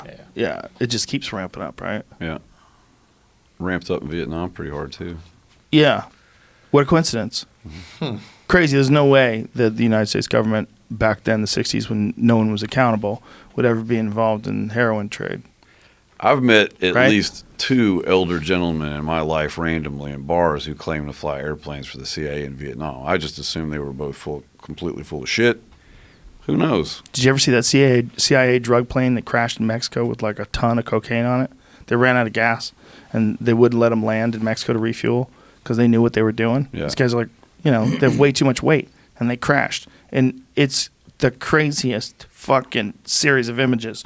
You look at this plane all fucked up, strewn across the field, but all the the cocaine is intact. Mm-hmm. It's all stuffed into this airplane. Wow. That's what they recovered all from this. But there's pictures of the wreckage. Oh, you can kind of see the wreckage in the background there. Yeah. So in the wreckage, like as these planes crash, it's just plumb full of cocaine. 4 tons of cocaine. Cocaine. That's 8,000 pounds, man. Jesus That's Christ. so heavy. Yeah. 400 tons. What? Oh, not 4. What? I don't know. One of these is not accurate, but it's just all memes. That of it, can't so. be right. Just put a 400 straw tons. straight It's a into lot. that bag. Did you ever see that Tom a Cruise weekend. movie about Barry Seal? Yes. It's all about that. It's all about a few cowboys, rogue CIA agents that decided to try My to buddy make a little bit of Caleb money. is in that movie for like 5 minutes, and he steals the whole fucking thing. Who is he? He plays his wife's younger brother, Oh yeah, the degenerate dipshit. Yeah, he was awesome. he's a funny dude. That's a lot like the Bluegrass Conspiracy. You know about that? What's The that? Bluegrass. It was a Lexington, Kentucky police officer. Oh man, it went It's all the way up to like the there's- governor's office. Yeah, shit. and it was deep in Kentucky politics for years and years and years. And he was flying a plane, a little prop plane with weed and like money, millions of dollars in cocaine. He crashed in Knoxville, Tennessee, and they found everything. They didn't know he was a police officer until he died, and he was like. He jumps out of the plane with a parachute with the coke strapped to him, and the Yeah. the chute up. Gucci loafers. And They shit found like him that. on the ground with his chute half open and just like Yeah, like a 'Cause of powder the coke. puff. Yeah. and Oh. a bear also ate all the cocaine. And died, And right? died from- Like Yeah, a that's big from the strawberry shortcake just laying there in a horse farm field, like Yeah, there's pictures of well, not all of that, but How much coke does it take to kill a bear? it says how much he ate. I don't know off the top of my head, but Oh, poor thing. I think they have it stuffed in Lexington. I think they have Listen, That's a really good book. You should read that book, Bluegrass Conspiracy, because Yeah. one, it's a true story, but small state level corruption at the utmost level There in you terms of drugs. Pablo Escobar. Pablo Escobar. The story of the legendary cocaine bear of Kentucky. That's set. Wow, is that the bear they mounted him? Wow, Yeah, that's it's fucking. He's got a fucking sign around his neck that says "Cocaine Bear." I think that's Like a company, I love Kentucky. Kentucky for the best. Kentucky. That's what it is. that's like a gold chain. It's like he's a rapper. Look, he's got his hat sideways. And he's got a fucking sign around his neck. It says "Cocaine Bear." It's all gold. Yeah. Bluegrass, baby. I got to read into that. I definitely had heard about the bear eating the coke. Yeah. The Barry Seals one is a terrible one because the reason why they found out about it is because these 2 kids found the coke drop. They found the coke and they wound up murdering these 2 kids when they went to retrieve the coke, and they put their bodies on the railroad tracks. And they told the parents that the kids got high and fell asleep on the railroad tracks. But the parents did an independent autopsy and they found stab wounds in the kids. You know what's really fucked up also? What would give that away? I've seen that when like transients or bums come in on, it's always part of we would have to find like young kids and shit playing hop car and doing the gutter rat lifestyle and the $1,000 fucking North Face parkas and shit. He's like, what are Yeah. you doing, man? You're gonna die. Right. But like bums would come in on the trains, and this didn't happen on our yard. It was over the North Yard. This guy, he thought they were done with the movement. You took 5,700 foot steel with fucking 45,000 horsepower on the front of it. Like when it starts moving, it's very sudden and hard. So if you just go to stand up all that thing, all of a sudden, when it starts rolling and then you lose your footing and you fall down the tracks between the cars. But when you get run over by a train, it's not bloody and messy, because especially if it's been on the main line, it's rolling really hard and hot. You put a limb on a track or a body or a corpse, all that weight and friction and heat, when it goes over, it just cuts it like butter and cauterizes everything, like pinches you off like sausage. So we find pieces. Ooh. Not a mess, just pieces. Oh my God. Unless you hit a fucking cow or something standing in the middle of the track and you're going 70 miles an hour, and then it's just asshole and guts hanging off the front of the train. And does that even slow the train down? No. No. Not at all. A cow doesn't slow the train down. It's less than a bug on your windshield. Whoa. Yeah. Could you imagine being in the fucking seat, the driver's seat? I've done it. Have you've actually seen a cow? I've operated locomotives. I've never hit a cow, but I've definitely driven a train. Right, but what was the biggest thing you hit? I didn't really hit anything. Nothing? No. Oh.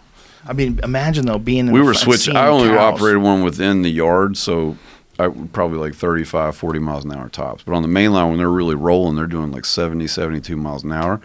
Like I said, it's 50, a mile and a half long train with 4 or 5 locomotives on the front of it, all with 30,000 horsepower each. So, I mean, it's a bag of fucking blood, man. You're not even gonna. But it just like. Do they have special fronts that are designed to hit things like that? Yeah, it's a big giant steel plow. It's designed to push 10 feet of fucking snow out of the way if it has to. Whoa. Yeah. So like essentially like those things that semis used for deer when they, the middle of the night, those giant. But it's actually a wedge big things. steel shovel with like an axe wedge in it. Whoa. And it just it just hangs and it sits about 6 inches off the rail itself. And its whole idea is to just splatter Just everything. push anything out of the way and destroy it. So to keep the train from derailing. Because the only thing holding those things on the rail, the inner flange of a wheel set, there's like a little 3/4 inch lip that kind of hangs over on the inside of the rails. Yeah. So it's all just gravity and downforce keeping that thing going. So you could put like a brick, technically. You could take anything, a piece of fucking metal or a car jack, and just lay it on that thing. And when that train hits it at 70 miles an hour, it's coming off the rail. And everything behind it is still going 70 miles an hour, stacking up behind it. And you don't think about, every time you pull up to a crossing in the city and you see a train go by 10 miles an hour and there's like 20 tankers on there full of raw chlorine, you could really fuck some shit up if you knew what you were doing, You kill a whole city, you derail that train. We'd have to think about that, and like Homeland Security would come out, and we'd have to have courses and shit. But you have so many miles of track. Oh, yeah. How do you make sure that nobody does anything? There are crews that drive that track on a daily God. basis and repair things. And Dude, you freak me out. Fuck trains. that's why I quit the Right? job. Yeah. I watched enough of those things happen right in front of me, and it was my job to clean them up and get a crane out there. I had a fucking cot in my office. I would live at the yard for 3 or 4 days until we got everything repaired and back together and rolling. But 2 or 3 times where you'd be sitting out there in the middle of switching leads, this happened where I'd be in a pickup truck at night or during the daytime, like with one of the guys I work with. Maybe it's a guy, you're tired, you're trying to get done early, and you got a bunch of empty cars on the back, and the dude puts the throttle down before the air goes through the system all the way to the rear of the train. So, you got this dead weight, and he thinks, oh, fuck it, I got 3 locomotives, I can push it, it'll be okay. Until when they designed the system 100 plus years ago, nothing has changed since then. It's a very primitive, functional air brake system design. You hook all these hoses up from the front to the back, it runs air through, which allows the brakes to release. So then the engineer can control those brakes.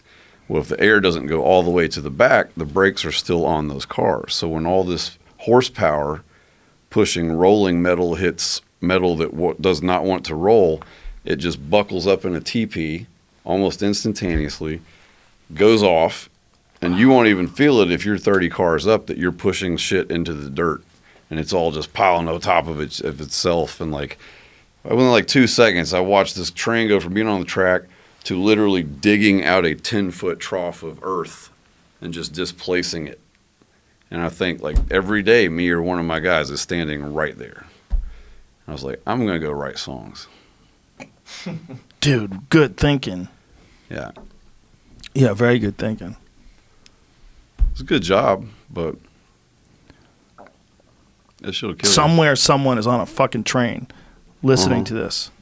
him. Right. Freaking out. Freaking out. They were just about to go to sleep. I'll just listen to Sturgill Simpson. They and should Joe just go Rogan. write songs, brother. Yeah. Right on. Aren't they trying to do some bullet train? Is that one of Elon Musk's ideas? Wants to do a train that goes all the way across the country in 30 minutes or something? We gotta get from here to Vegas first, and then maybe one up to Sacramento. Yeah. And if You think people would use it? You think I don't Americans know. would use a mass transit train system? I don't know. They don't use the one we have really much. 'Cause Well, it kind of not sucks. down here we don't. Yeah, because it's slow It as shit. sucks. We ride them in Europe because it's awesome, but you don't ever want to get on a fucking train from DC to New York. It'd be the worst day of your life. Really? Yeah, man. I did it once, never again. I did a whole tour on the East Coast by myself by train. Awful experience. Why is it so bad? Self-importance, lack of compassion or understanding of considerations of other space on the part of Americans. Oh, we really? don't function well in crammed spaces. Okay. That's very There's specific. right. Yeah. And then when I was in DC, I can't. What state is that? What station is the big one in DC? Union? Is it Union? No, that's. I'm just guessing. Grand That's a good Central. name Yeah. for a station. I'd be like, okay, yeah. The train got delayed. They announced this delay because of weather. There was like a down power line. There's a fucking winter storm. There's nothing you do. And we travel all the time, and as you do. So if you travel all the time, you don't get the same anxieties about travel that most people that don't travel all the time get. I would rather ride a bus for 20 hours than go get on an hour flight in an airport because that anxiety is just fucking palpable, man. Right. And you see, like if you're just we kind of like you go to this like calm, weird place, like when we're out in the bubble on a long tour where everybody's just sort of like not talking at the airport or whatever it is, and you're just in your little happy zone. And I'm at this fucking terminal in DC, and they announce this cancellation, and this place just erupts, and it's like 30 people literally over there screaming at the Amtrak employees like it's their fault. I saw a pregnant lady get pushed down in front of me, like when they finally opened the doors and people were like trying to get up on the train and straight up just knocked this pregnant lady down. No, I was just like, wow. You go to Europe or Japan, everybody rides the tram. In Japan, there'd be like more people than you've ever imagined in your train car, and nobody's touching one another. It's like sardines, yet no one is touching you. They're so considerate for the space and privacy and existence of everyone around them that you feel somewhat less crowded somehow. Isn't it interesting culturally that they have that, whereas China has very, very different. China, they just bump China, into each yeah. other. It's China's so weird. crazy. And then, every country has their own way of interacting. It's so so interesting. And Japanese, when I've only been to Tokyo once, but I was like, if you told me, if I didn't know about Tokyo at all, and someone said, hey, I'm going to take you to another planet where human beings live, and they're so much like you, but their city is very orderly, and they have like beautiful neon signs and great architecture, and they're all like, there's millions of them in this one island, but they're super considerate. It's this weird parallel universe. That's what it felt like. It's like if you didn't know about the Japanese culture, and then you went over there, you'd be like, what is happening here? Why is this a real place? Like, what is going on here? It is about the most foreign or alien experience especially as an American. Like if I was going to tell anybody to go anywhere to feel like a mind fuck, that would be the one. Yeah.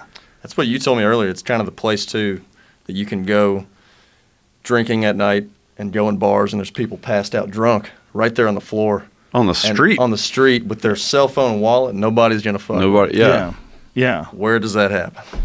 It's such a unique country when you think about the history and their contributions to the martial arts in particular.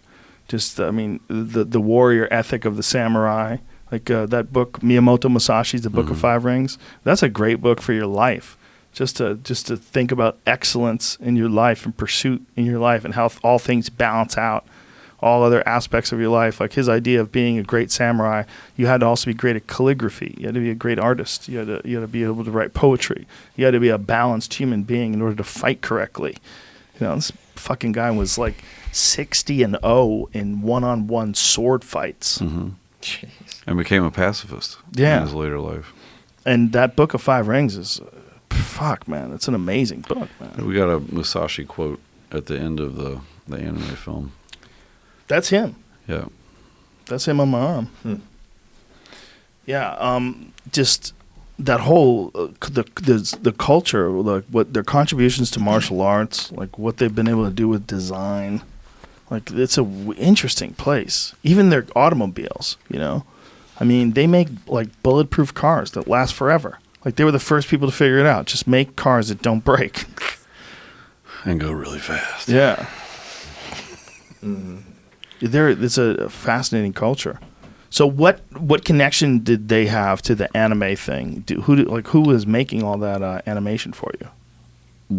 Well, I had the idea for the record first, and we played Fuji Rock in 2017.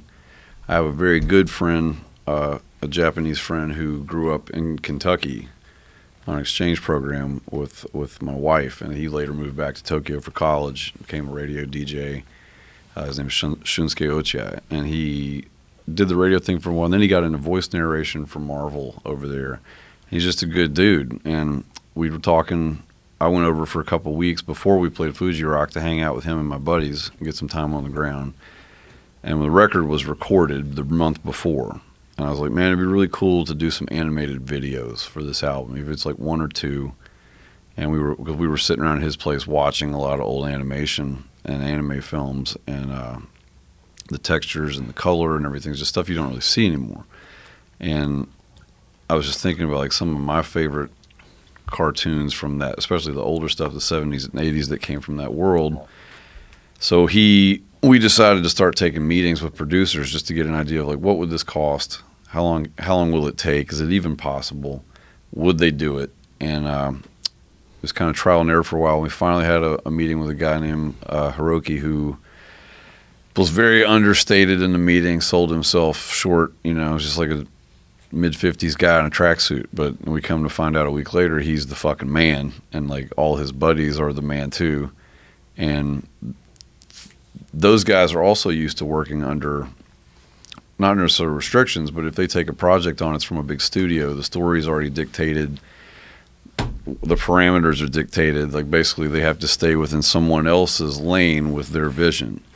And so one of the first, he asked me this, what kind of animation I was interested in. So I named off some of the references of the things that I loved and was looking to sort of get in terms of aesthetic and texture. And he just went straight to the guys that made those things because they were drinking buddies with all of them. And Junpei Mizusaki especially was the one director who I think Shun translated all the lyrics for them because I wanted them to know, one, what the record was about, and so they could gauge interest. And he just sort of said at dinner one night, he's like, you're talking about the same things that I deal with as an artist. He's like, I feel like this could be me talking. We deal with the same things in terms of dealing with business and commerce versus art.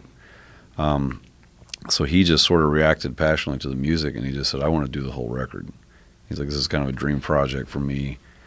And I said, okay. And then it was like, well, how are you going to do the whole record in a year? Because we've already been sitting on this thing for a year and a half now. And they assembled 4 other directors who were running teams or project teams at the same time simultaneously and breaking the songs up into chapters. So even though there's somewhat of a linear narrative told out of chronological order, and then 2 little side vignettes, which are sort of same universe, different world, just to give a different perspective on some of those songs, because some directors were doing 1 song, other teams had 2, and he was overseeing the entire team, but had them all working simultaneously on it so we could finish on time. So I went over 6 times in the last year, and I realized about the second trip that those visits were very beneficial. Because those guys don't do half-ass, you know what I mean? And they definitely pride themselves on their work, and they all wanted me to be impressed. So every time I would come back, they knew I was coming. I could tell that was really motivating them to go outside the box. And everybody wanted to be the guy that blew my mind the most, you know what I mean? And they did every fucking time. It was just like, some of that stuff, I know how they did it, and I don't know how they did it. Where can anybody see the whole thing? Netflix. Oh, it's all on Netflix. It's on Netflix right now. But you put some of it on YouTube? Well, I didn't want to. The label has to have a single because they got their relationship with Spotify and all that shit. So they gotta, Which is also frustrating because we make cohesive concept records that are meant to be consumed as a whole. Right. And then, like, if I'm not going to radio, why do I need a single? You know what I mean? Like, Right. just put the fucking record out. Skip the lead up, the whole traditional setup, because we don't fit that model. Right. Just by making records, we're antiquated, you know. But they put a single out, so they put one section of the movie up on YouTube, which I think we'll take down now that the whole film's out. But yeah, for people who they'd be like, "What is going on here?" yeah, Yeah. we basically made a, you know, Heavy Metal or The Wall, but with Japanese animators. I love it. I wouldn't compare it to The Wall, but same idea. It's just a visual. It's a visual age.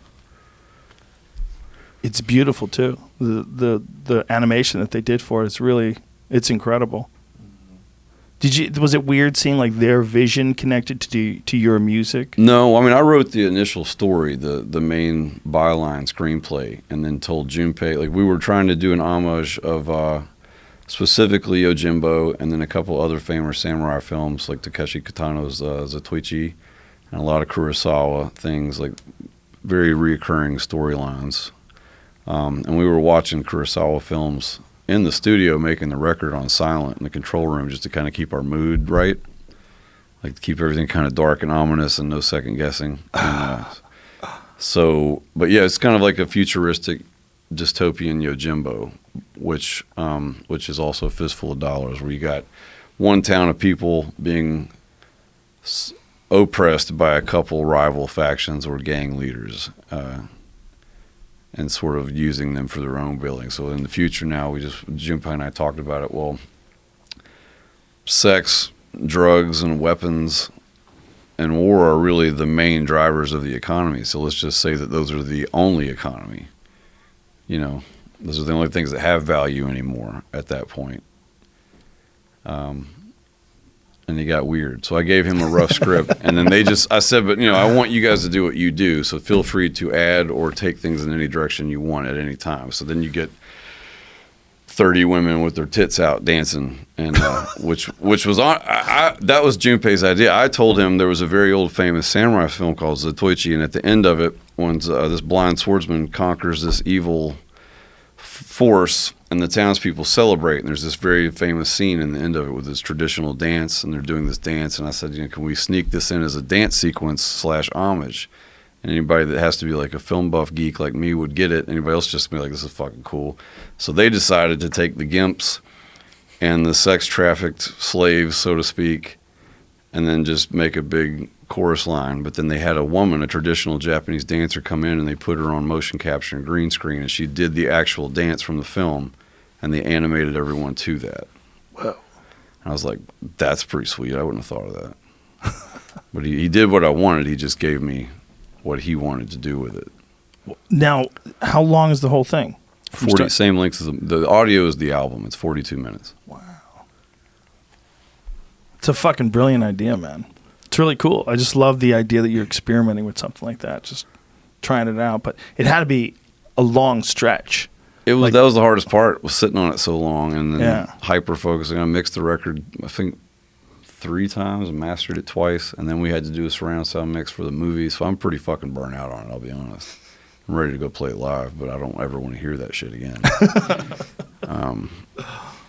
Does that contribute to you the way you get creative with the sound when you're performing live and you change up? Absolutely. Yeah. Do you think you're going to do this in the future again? Like this kind of animation thing? Or is this a one-off? Oh, no, there's already talk of doing I wouldn't do the music again. I would certainly, I might, if they want to run with the story, I'd be all about it, either prequel or sequel action. But I don't, oh, wow. I wouldn't want to make this sonic signature again. I would probably use like traditional Japanese musicians and then contemporary production methods and like actually have dialogue and sound effects and make a story. You're going to get into the cartoon business. I got 3 kids. That would be fucking awesome. I mean, it looks awesome. I got to watch the whole thing. I got to check it out. It's really fucking weird, man. It's super trippy. Light that big Mike Tyson blunt when you get home tonight at midnight and your kids are asleep, and watch that shit. And then think about what a weird motherfucker I am. All right. Now, when you think about like doing another storyline like that, like following that storyline, I haven't thought about it. You haven't thought about It'd it? be pretty easy though. I mean, she rides off with the 2 robots, and there's like an AI monster unleft dealt with, or you could go back in time to the origins of the 2 Slick and Slim's feud with her dad, and why they show up to the dojo and kill everybody. I don't know. There's all kinds of just making up shit. Pretty straightforward. Yeah. Now, when you go back to writing new music, are you constantly working on new music? Like when do you decide? Like when you have an album release, like when will you decide to try? Because you've been pretty consistent. Like how many years? Every 3. High Top and Meta Modern came out like 9 months apart from each other. Sailor's Guide was 2016. And now here we are 2019. So, but we recorded that record 2017. No, man, it's like there is a tread water or drown mentality now. Everybody thinks you have to be in front of people all the fucking time, or you got to be like blowing air into your brain balloon on Twitter and showing everybody how funny and enlightened you are to be a musician. But like, I think sometimes the best thing you do is just go the fuck away and process and recharge and like look for holes that aren't being filled, and exercise other interests. You know, this, like I said, these guys, I don't want to play music with anybody else. I mean, the only reason I would need another band is like if I made a bluegrass record, you know. So you just get the hang down and the people you want to be around and love and have a good time with. But like I said, we could make 10 records. It's all going to sound like 10 different bands, because all these guys have an extremely broad and diverse influences and ability.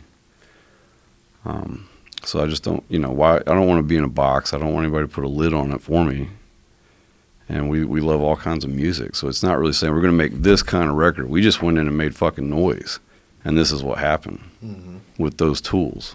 It's interesting to see this your conscious decision to sort of just check out and recharge. Well, yeah, you got at a certain point, you just realize you're not in charge. Right. And I'm a very controlling personality. I like to feel like I'm in control, at least of myself. And with music, I've learned like you can put ideas out there, but they decide what they want to be. I knew I didn't want to put a wanky fucking noodly guitar solo on every single song. 2 or 3 of those on a record, you're pretty good to go, especially now, and the guitar's kind of dead. But Bob's an amazing keyboard player, and we had this badass old Moog Model D synthesizer that does the Dr. Dre shit, and we did it on one song, and we just kept going and cracking it out and like putting like a higher and a lower octave and then running it through amps and blowing it out and getting it really dirty like a big cracked out laser beam. And I was just like, that's the fucking sound, man. We got to put that on everything and like cohesively tie the album together. So most of the solos are Bob making this fucking sweet ass like synth thing over some Black Sabbath. And I never heard that record growing up, so we made that record. Wow. So when you're touring with this music now, and you're fucking with it, and you're switching things up, like when will you decide that it's time to write some new shit? Will you just tour and then stop touring and then? Well, I'm always writing poetry. Do you write? I used to sit down with a guitar and like, I'm gonna write this song. And you get like a part and words, and you find meter and phrase. I've discovered I'm really just a poet. It's easier to write the words out and craft the meter and phrase to those words musically in the studio. I would say both. All the other 3 records, I probably wrote half of them while you go in to make the record. You think you have the songs, and you realize that those songs are not supposed to be a part of this record, and I would go home at night and write songs that fit that record. Or I would come in with parts. Like Sailor's Guide, I had a lot of parts of music that get pieced together in the studio, and these guys probably all thought I was fucking insane. It scared Ferg to death, because he's like, I want to hear the songs. I was like, I got some notes, but really the music happens. You lock yourself in that room with the right people for a matter of days, and you just keep going until it's done. And you have ideas in the moment. But now I don't even pick a guitar up to write. I just write what I want to say, what I'm feeling. And then these guys, push and encourage and motivate me to try to do the other thing as well as I'm able. So are you writing longhand? Are you writing on a computer? Yeah. No, I always write it. You always write it out with your hand? And I have notepads, and I'll go through and just scribble out sections or pick this can fit with this. This record was very deconstructed, I guess. We did some loops, and we would like record riffs in a certain key and then record that same riff in every other key so I could take it and chop it to a loop and make it super precise, like a hip hop album. And then some stuff was just live as fuck, you know. And you're just having fun. We had a lot of fun. Mm-hmm. The improvisational part of it sounds terrifying, That's but the fun awesome. part. That's but what you, awesome. That's what you want. Yeah, I mean, sometimes you get something, if it's a melodic hook or something, the first take, it's usually the one you keep, you know. Yeah. And you go back and try to make it perfect, and it sounds cool. We knew that, having done this before, so with these sessions, that was the only rule. There was no second guessing or indecision, hence the samurai films on the wall. Because like in a sword fight, you got one fucking move, you know what I mean? And that was the MO for these sessions. Like the first thing doesn't matter if it's the right thing, it's the thing. So when you're doing that and you're recording things, do you pause and go listen to it and play it again? How do you guys do it? Sometimes. I mean, it depends. It depends. You know, if it sounds cool, like Bobby said, then you probably just keep it. And if you're like, that didn't really work, try something else. Yeah. You know? Most of his solos on the record were like first, second take. I mean, Chuck, I don't think I've ever fucking punched a single thing in Chuck's life. Chuck's perfect. He just kills it. He's the man. But Bob, I've got a bunch of videos somewhere on a computer. Like I made him record all of his solos with a joint in his mouth. Well, like the intro thing, they were like, we Yeah. need a thing for this. And I was like, well, I need a doobie. And I smoked it, and I just played that part. I have some of those videos too on my So phone. from that point on, every time he played, he had a joint in his mouth. So he was like not just thinking about the music. It was like, you know, anything to just settle. And it worked. It was pretty fucking fun. I sweet. mean, we were kind of just, We were fucking wasted. you know, just kind of like doing the Arsenio while we're playing. Yeah, can you get too high and play music? Only if you have to Sturgill remember shaking his parts. head. I'm still trying. He's always. What did you say? So you said you want to get so high you don't even know what's chord you're playing. Or Yeah, I don't song even want you're to know playing? what song we're playing. I was like, yeah. No, the problem is like we get so high when we record that, and then we have to remember that live or relearn it. And then if you get high live, you can't remember what you played high when you record it. That is an issue. So Some then do you go inception back shit. and listen to recordings and go, what Yeah, what was the that? fuck were we doing? I mean, I had to go back before rehearsals. This was a really weird thing. It's never happened. I went from mixing and like processing, looking at this film for the past year, to now we have to like learn these songs. So you're actually like paying attention to what you did there or played these chords. I'm just like, why the fuck did I do that? You know, just so weird. That, and we did it so relatively quicker than the other stuff that we did shit. You know, we had to learn it all over again because we didn't remember doing any of it. It was just so creative and quick like that. You know? They hadn't heard any of the songs since we recorded them until I sent them the record 3 weeks ago. Yeah. You know. Is it surreal going and listening to all of it after it's all pieced together? A little bit. Yeah. Yeah. For me, it was, yeah. Yeah. It's like riding a bike, though, really. You know, especially not playing in a year. We know each other. You know, just jump back on it. You know. I'm still catching things in the recordings that I don't play live. I'll hear little bits and things still. So Wow. I got a question. When you're in the studio with them, are you in producer mode because you've produced other artists, or are they kind of producers with you and you guys are finding it together? Oh man, I couldn't tell these guys to do what they do. Why would I? I mean, I don't want to work with people. I want to work with the guys that just do shit that amazes me. But no, I'm not like. I have a rough structure in my head of what it sounds like. Mm-hmm. You know, I guess I don't know. Maybe you guys should answer that question. Yeah, I mean, you said it, but you have an idea of what you want, but you kind of give us the reins. Yeah, And if it sucks, I tell you'll them. tell us. You know, but Yeah, I give you'll them tell me, an like- opportunity to not fuck up. you'll say like, a Wu-Tang vibe or something, and then, Wu-Tang vibe. So there's definitely, I have like the idea of the sound I'm chasing, and it's hard to articulate. But with this, it was just, I realized like maybe by the end of the second day, we were doing something I know I hadn't really heard before. Or maybe I was hearing like 15 of my favorite records all at the same time.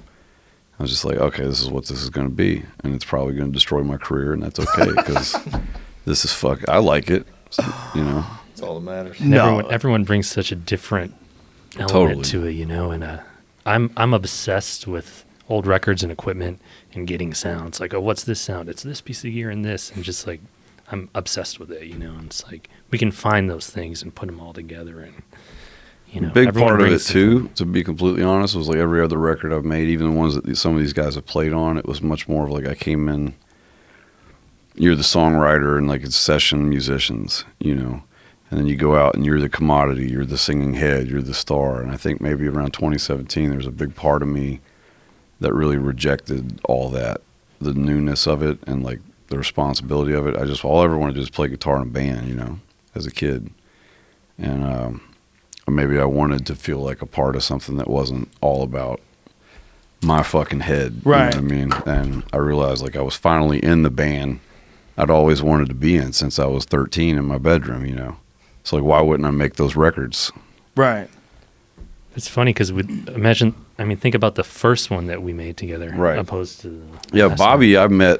I actually met Bobby before I met Miles. Bobby played organ on my very first record. I'd never met him. He got called down by the producer, and I was just like, okay, this guy's cool as shit.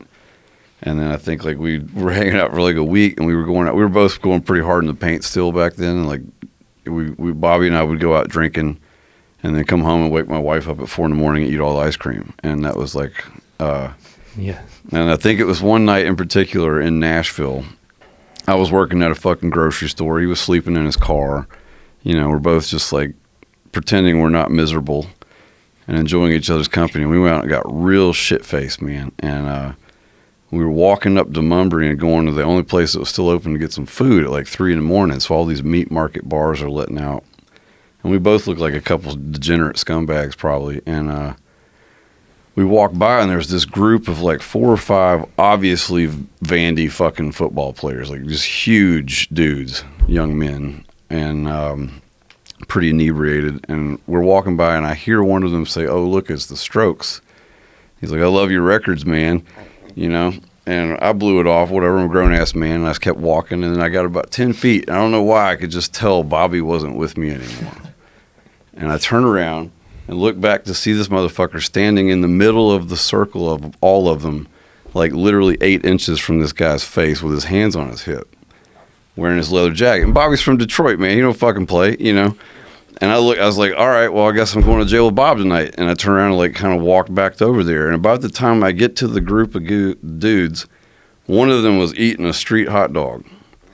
And I will never forget this as long as I live. Bobby like snatched the hot dog out of his hand and kind of crushed it like a paper wad and bounced it off his forehead. Oh, Bobby. And I was like, well, now I'm definitely going to jail with Bob tonight, you know? So, Bradley Coopers. and you could, yeah, the Bradley Coopers. We call them Bradley Coopers because there's like this swarm of like dudes that had pink shirts on that Frat looked like guys. Bradley Coopers. We're surrounded. And I don't know. It We was just pretty wanted- fascinating to we watch just- them all immediately knew that they were dealing with something that they'd never experienced, and they wanted fucking none of it. I was like, this is my new best friend. I'm gonna be friends with this guy the rest of my life. This hot dog destroying man Yeah. is not to be fucked This with. David Lee Roth organ playing motherfucker is all right with me. We were just walking, having a We weren't drink. bothering nobody. They were dicks. Total Yeah. dicks. And then we went back and ate all of his ice cream out of the same container with it. It was disgusting. And now we sleep on a bus and have our own hotel rooms. The bus thing's got to be a trip, huh? It's a lot like being on a ship. Yeah. It's just like the Navy. You sleep in bunks and you wake up every day and wonder where you are and But no shitting on the bus, right? can't poop on the bus. Oh. Nope. Unless it's So- for $1,000, you know. You pay You can $1,000? poop on other people's buses. Yeah, or on other people's buses. You don't poop on our bus. Right. So what do you guys do? Just tell the guy to pull over to a rest stop. Yeah. You find a nice pilot somewhere in Omaha and shit on the toilet the same 38 truckers have today. You know, It's already warm. Yeah. Woo. it's all the glory. It beats being in a van, though, by far. Oh, for sure, right? So you guys listening to music, playing music. What are you doing when you're on the bus? Movies. Chill. Movies. A lot of Movies are, you know, Watching Chuck and Buck. Cereal. Very few comics travel like that. Bert Kreischer is like one of the rare ones. He travels by bus. and puts Honestly, his man, fucking face on it. Shit. I mean, at the end of the day, and I mean, we are very grateful. I want to touch on that. But like the bus thing, it's a quality of life issue. As you well know, touring is all about quality of life. There's no way to make it not suck other than the shows themselves. Right. But everything else, that 22 hours a day, it's like just trying to see, one, some kind of circadian rhythm so you don't get all serotonin weird and shit. Well, that nightly adrenaline blast is the hardest thing on me. I find after a tour that I have to like figure out what's going on in my brain and not be. You get home from that after 6 weeks, I can't get off the couch for a week. It's like this weird, strange fatigue I've never experienced in anything else. But the bus, I'd rather, like I said, I'd rather ride the bus for 3 days than go to an airport. Amen. Really? Yeah, absolutely. It's just, you're in a cocoon. It's your home. You're on the ground. It's familiar. It's a safe haven. You're all just chilling. Yeah, we hang out. We're all around each other more than we are our families most of the time. And we're in this little motor home. And if you get off, it's just like fucking Joseph Conrad, man. Don't get off the boat. If you step off the boat, that's when weird shit happens, you know? Right. How many, like, when you guys go out, how long do you go out for? Like, if you do a tour? Well, the first couple of tours, when those records were pretty brutal, we played about 300 plus for 2 or 3 years straight. And 300 nights a year? Yeah, but you know, I'm got a problem where like I felt I had to do that because I had a wife and kids on the way, and it was like, this is it. I got to make this fucking happen, you know. Right. And then it makes you happen, and then other people are making you do that now because it's making so much money they can't afford for you to not be out there doing it. And you reach a point of like exhaustion and burnout you're not even aware of because you're still doing what you love every night. Right.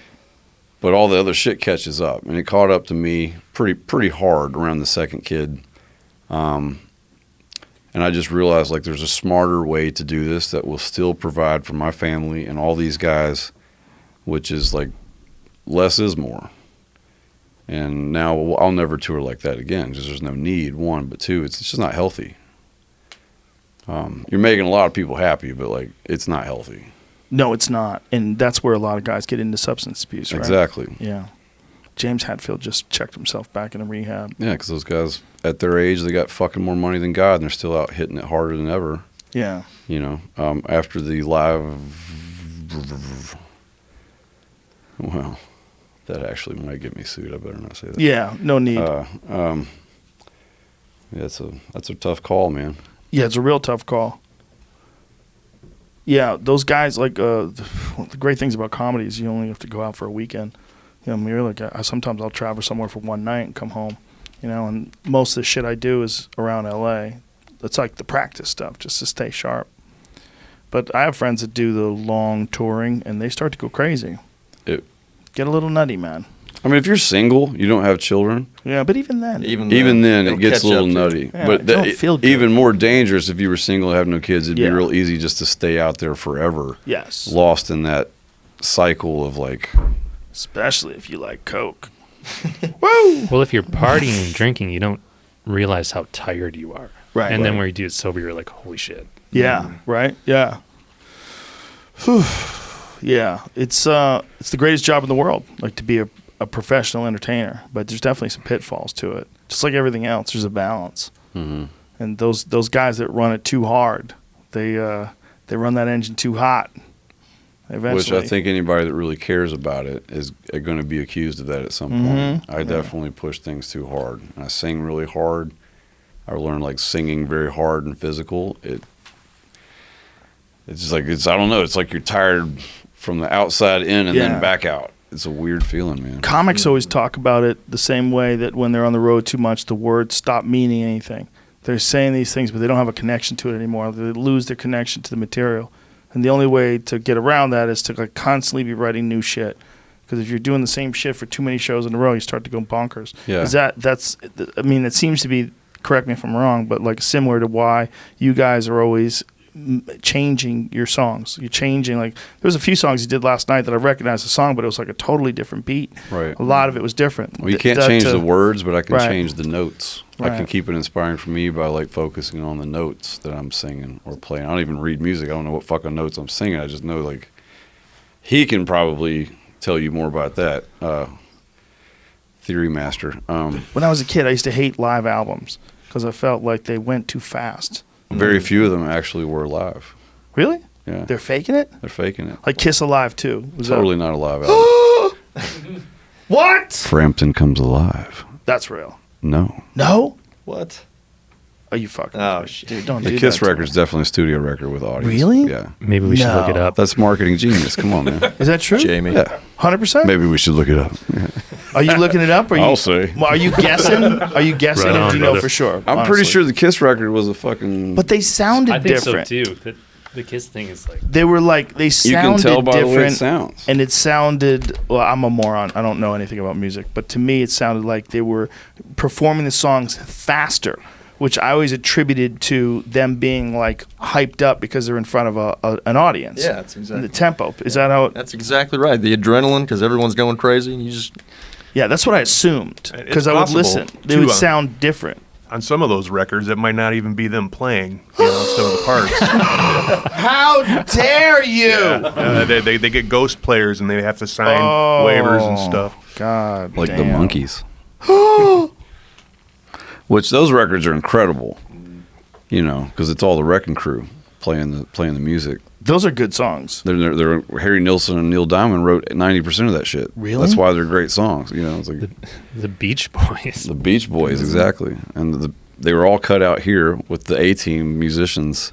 The Monkees made some killer records, Then I man. saw her face. Porpoise song, Now I'm a one of the most psychedelic things I've ever heard. Yeah, Chuck. they got dismissed because everybody knew they were kind of an artificially created band. Well, they were, yeah, and that they were put on television. but they were singing it. Yeah. They were actually singing it. Who do you guys think is the best singer of the Monkees? Ooh, Ooh, Mickey. man. I don't know who's the best. I don't know. The best singer? I think so. I only know one name. I know Mickey. I mean, Mickey Dolenz. Davy Jones. Davy Jones. That's Davy right. I forgot about Davy Davy Jones. had the cleanest voice, I think, but I don't know if he was my favorite Who else? singer. Who are the other monkeys? Mickey Mike Dolenz, Nesmith. Mike Nesmith. Nesmith, and Peter Tork. Mike Nesmith and Peter Tork. Peter Mike- Tork was Mike and Peter were the Tork. real musicians. Mike made the best solo records, I think. Yeah. But I think Mickey's a good singer. Mickey was a good singer. He kind of sings. It's kind of annoying the way he sings some of the R&B stuff on like Head or something. It's Yeah. annoying. Yeah, it's a little much. Have you seen Head? I don't remember it. No. Oh man, you got to watch the movie. It's What is it? the Monkees movie. The Monkeys made a movie. It's like psychedelic. It has like Brian Auger and like Julie Driscoll. And It's all called these, Head. Yeah, all these like guest musicians. Like as in your head, like feed your head, like Jefferson Airplane, like do drugs. Really? Yeah, it's an insane like psychedelic movie. What in the fuck? Oh my god! I The live in an visuals alternate. are pretty incredible. I live in an alternate universe. I didn't know this existed. Do you think that's on Netflix? Please check. What is that? Annette Funicelli's in it. Whoa, powerful Annette Funicelli. Jack- Sonny Liston. Jack Nicholson. Might be on Amazon. Sonny Liston's in it. The boxer. Yes. Oh my god. Look at Jack, that. Jack fucking Nicholson, man. I forgot about that. Western Desert Saga, war film, musical horror film, science fiction. It's memorable. It's everything. Memorable. Find out that thing's on Netflix. Might have to recommend that to people. On the We should crit- have a fight companion where we just watch Head. We just On get YouTube. blitzed. It's on YouTube?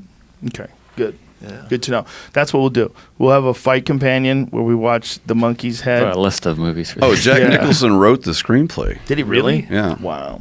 Bob Raffleson. That's crazy.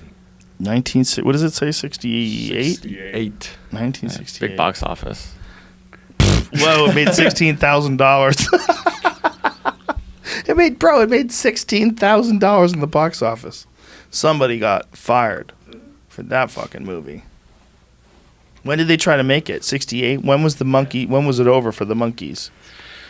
Was this like their attempt at 67, 68 was sort of the peak, right? I don't know. Probably after that movie, man. When was the TV show? What Late year? 60s. Late 60s. They got it canceled so they could make room for Joyce DeWitt.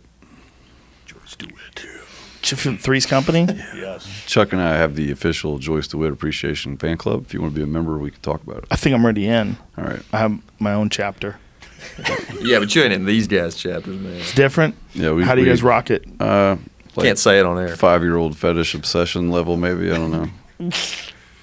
I used to be a Mary Tyler Moore fan. That was my gal. She's no Joyce DeWitt. No? No. But it's not Suzanne Summers. No, Chrissy can go home. Really? Oh, well. Why do you think that? Do you think she's too needy? What happens with Chrissy that She's doesn't just happen not with Joyce Joyce? DeWitt, man. I don't know. That's just your thing? Yeah. Apples Do you and feel like she oranges. was overlooked? Sort of like Ginger? No, not Ginger. Marianne. Sort of like Marianne from Gilligan's Island? Was Janet overlooked? It seemed like it. Marianne was definitely overlooked. Yeah. Everybody was into Ginger. What a conversation. Marianne looked like a giant pain in the... I mean, Ginger, rather, looked like a giant pain in the ass. There's Joyce Yes. DeWitt. Oh, look at that Yeah. one there up there. Wow, we all That's get not old. her, is it? Everybody gets old. Yeah, Come we all on. get Hey, old. is that a mugshot? Yeah, probably. Looks kind Cops, DUI. Yo. Mugshot. Sorry. vibe. Sorry, Joyce. But when she was in her prime, what a doll. And she very confident Love with the Goddess short hair. creation. Yeah. Is that what it says on her shirt there? No. No. Made Oh. that up. Do you remember when they took Suzanne Summers off the show? Yeah. And she had to call in. She was like calling in. It's like, hey, it's me. I know I'm still on the show, but I'm on vacation. I miss you guys. Bye. Like that was her being on the show. Mm-hmm. They'd have a phone call with her, and she wouldn't be interacting with them. Her cousin Cindy took over. Yeah, and then they fired her, right? It was like contract negotiation. That was the first time you realized, like, even people on TV are never happy. Right. Even they're on TV, they want more money. Like, woo. The Regal Beagle. Ooh, I remember that. Remember when they switched the old folks too? Yeah, I went from Mr. Roper to Mr. Yeah, Furley. that's right.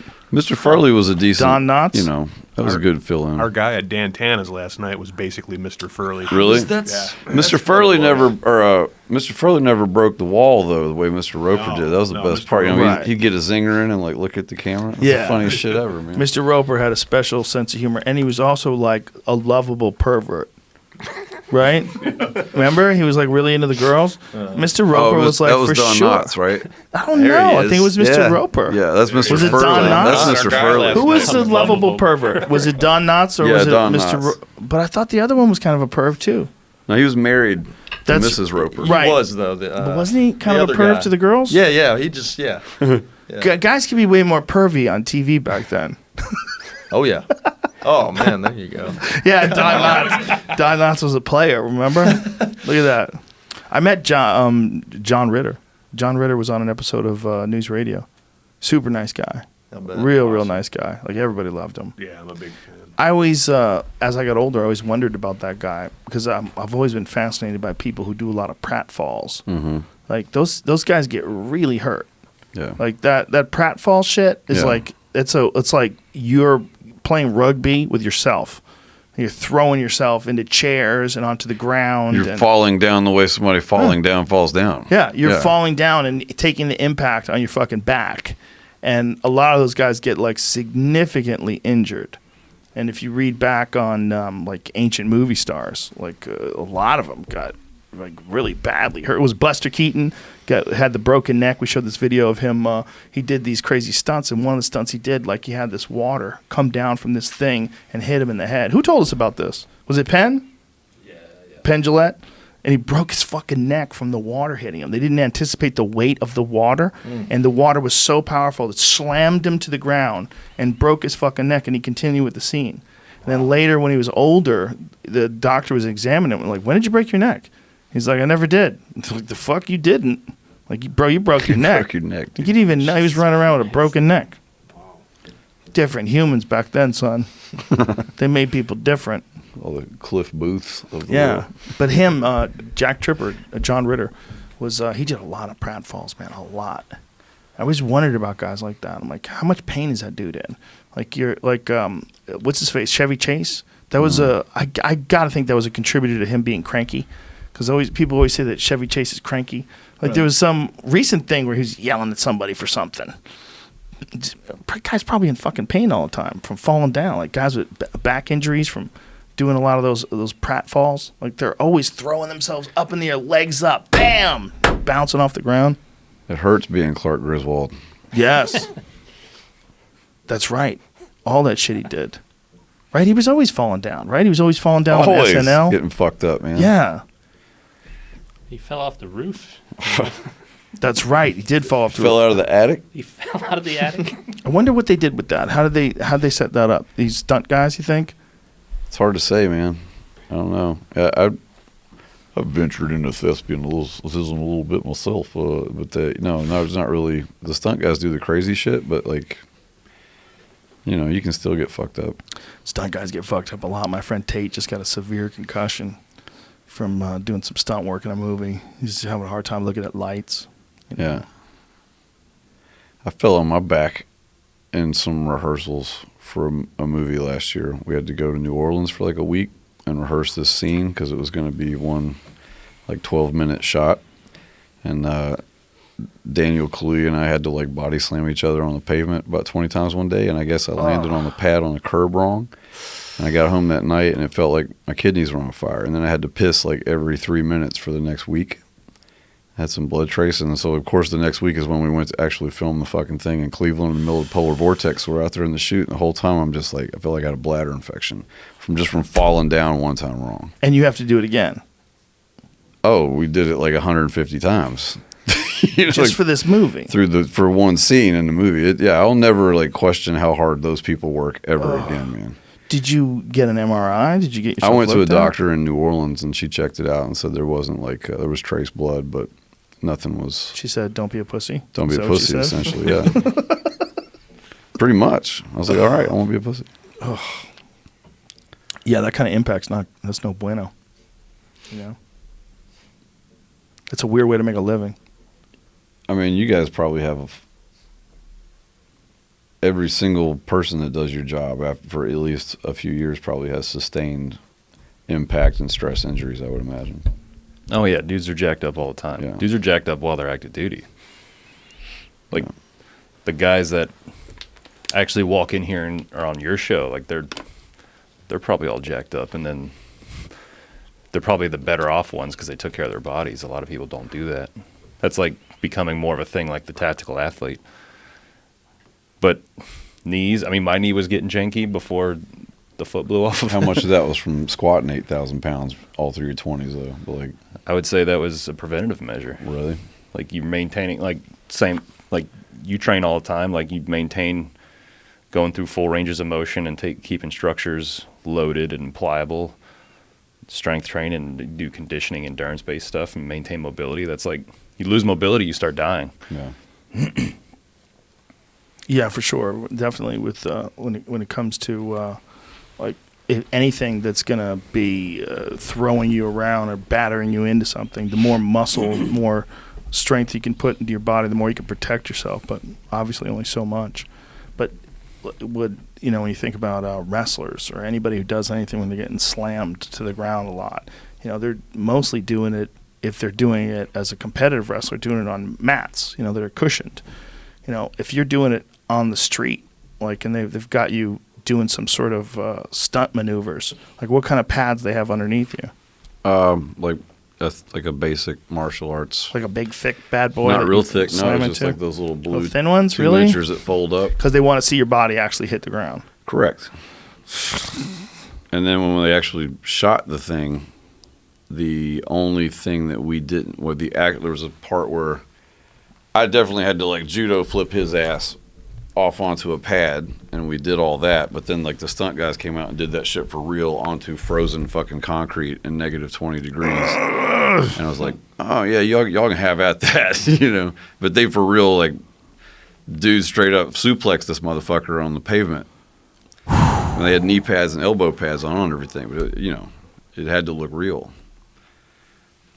Oh, Those are the guys you wonder how long that career lasts. that's where I can't wait for robots to get really good at body slams. You see what they're doing now with the parkour robots and shit? That's what we need, just robots body slamming each other. Or just get it to where CGI doesn't offend me, Right. Like I watched Avatar the other night again. So I you watched it with my you go kids. back and like look at all those old Jackie Chan movies, knowing what that guy is putting his body through. Oh my God, for sure. Yeah, no doubt about it. Definitely was slammed into things left and right. But if you go back and watch Avatar, it's first of all, it's fucking awesome. I mean, it's fucking awesome. It's really good. But the CGI, it's so obvious that it's not real people. So the guy who invented the software that James Cameron used to make Avatar did the video for the number 4 song on this film. Michael Arias. Still a great fucking movie. The guy was so fucking genius he couldn't articulate sentences. It was like the driest meetings I've ever been in because his brain, there was so much shit going on levels we could never comprehend that he was just like, so I thought, you're just like, Wow. But he's making computers and shit. I can't do that, That was 10 years ago that Avatar Right. came out, too, which is crazy. I didn't know it was that long ago. Some fucking great scenes in that movie, man. People got depression after that movie. They got a thing they called Avatar depression because they wished that they were living in Avatar. They wished that they were on Pandora. They wished they were the Na'vi. Like living a spiritual life connected to Mother Earth. What would they call her? Iwa. Right? If they only knew they are. Yeah, man. Yeah, but cell phones and shit. They really want to be flying around on Fucking dragons, turtles, man. shooting turtles bows and and arrows shit. at people. See, I need to be on Twitter, man. I could But that's a powerful movie where people actually got depression from not living in the place where the movie was taking place. Never seen it. Never seen you never seen Avatar. Avatar? I haven't seen it either. You've never You guys seen are the on it. Goonies either, though, so that's not Never really, seen the Goonies. How have you never seen the Goonies? I was born in 1992. Yeah, but how have you not gone back? Avatar, that doesn't make any sense, man. That's 2009. What I was- kind of did you get abused as a child? No, I'm just waiting to go on the road so we can watch the Goonies. Dude, you got to watch Avatar, man. It's a 3-hour masterpiece. You might tear up a little bit. Yeah. Yeah. Now I got something to do on the bus. Dude, it's a dope movie. Yeah. James Cameron can direct the fuck out of a movie. He can do just about anything he Yeah. wants to do, I Yeah, think. basically. And if he can't do it, he just invents some shit so he can go do it. But I forgot how good that movie was. I haven't seen it in forever. I watched it again. I was like, fuck, this is a good movie. It's fun. People go, oh, it's like an alien version of Pocahontas. Save it. Save that shit. Keep it to yourself. I enjoy it. It's a trippy fucking movie, man. It's fun. But every story is like a version of another story that's always existed. There's just classic archetypes that are unavoidable. Doesn't mean it's not an awesome movie, you fucking pain in the ass. Goddamn malcontents out there. There's always somebody. Man. Avatar is fucking terrible. You like that movie? It's terrible. You have no soul. There's nothing inside you. It's a lot like Roadhouse. Exactly. There's Were a you- few. Were you sober when you watched it? Yes, I was. How Right dare you, on, brother. How dare you for the insinuation? Well, there's a lot of colors to be like the. It's You know the perfect when- movie Why- to get. You know when you can't be You're sober watch- for? Showgirls. Showgirls might be the ultimate bad movie. with Elizabeth Berkley. Oh, but the Remember? Yeah. She yeah, played yeah. she played a girl trying to make it as a showgirl in Vegas, and it's just like cartoonishly ridiculous. awful. And they have a scene where she's having sex with Kyle. What the fuck's his name? What's that dude's name? Jamie? Look it up. The guy from Better look it- Twin Peaks. Jamie.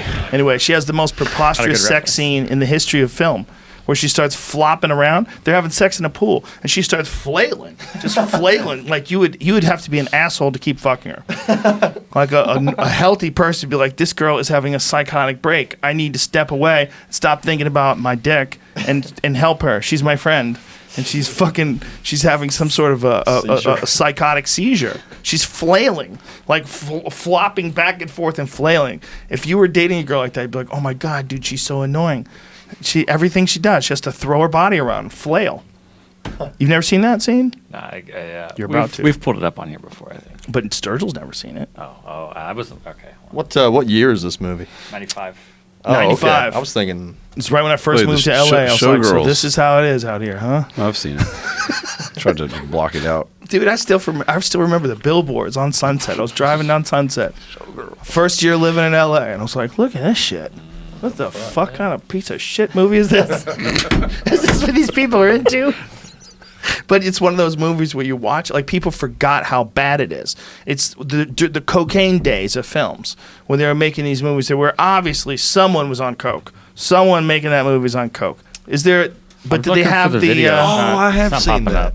It might Yeah, be, you see her pornographic tatas or- too. Her tatas are out. Yeah.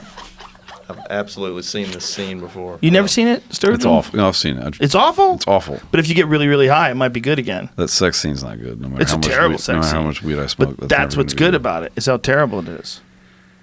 The other movie you guys have to see on the road? Grizzly Man. Have you seen that? I've seen that. The documentary? Yeah. Yeah, I've seen that shit. The greatest unintentional comedy in the history of comedies. What could go wrong? What was the thing you showed us yesterday? Bear? Is that what it's? Or the '80s movie? Oh, that Bear eats mushrooms. When or he eats the whatever? mushrooms? Yeah, it's Yeah. the bear. I hadn't seen it, but maybe have you seen that? No, there's a movie about a bear who eats mushrooms. Like Jamie, 88? look up the scene on YouTube. Yep. Yeah, it was Oh, 88. you got to look it up. What is this movie about? Holy shit. It's about a Yeah, dude. Just the Amanita If you Mascara. get Jamie to say we holy go. shit, you Well, gotta it look didn't big look things real. happen. Yeah, but it, this is happening. Oh, these are Amanita Mascarias. when I Those was are a really kid, hard to get this high was on. fucking terrifying. Yeah, He like see- sees a butterfly or something and he's tripping balls. so this is a nature documentary. Oh no, Well, no, think so. okay. it looks like a real bear though, so Yes. we're not sure. They did. I mean, I don't think that's what the bear was seeing. different things. Maybe the bear's taking a nap, bro. Oh, this is hilarious. That Amanita muscaria mushroom is a weird mushroom. That's that one that they think is. That's from the John Marco Allegro book, The Sacred Mushroom and the Cross. He attributed that to the birth of Christianity. Makes a pretty good outfit, though. Yes, it does. The Santa Claus outfit. Or the Pope. Yeah, the Pope. Yeah, there's a lot of connections between mushrooms and ancient Christianity. It's fucking really interesting stuff. Holy shit! What are we watching? This right? is what this, This is is what what the Justin bear's showed. seeing. This is the bear. Bear's tripping This balls. bear's tripping balls. They glued a butterfly to him. He loves it. Look at that. That's you know that probably a fake butterfly's one. not really there. Oh, it is real. Yeah. Oh God!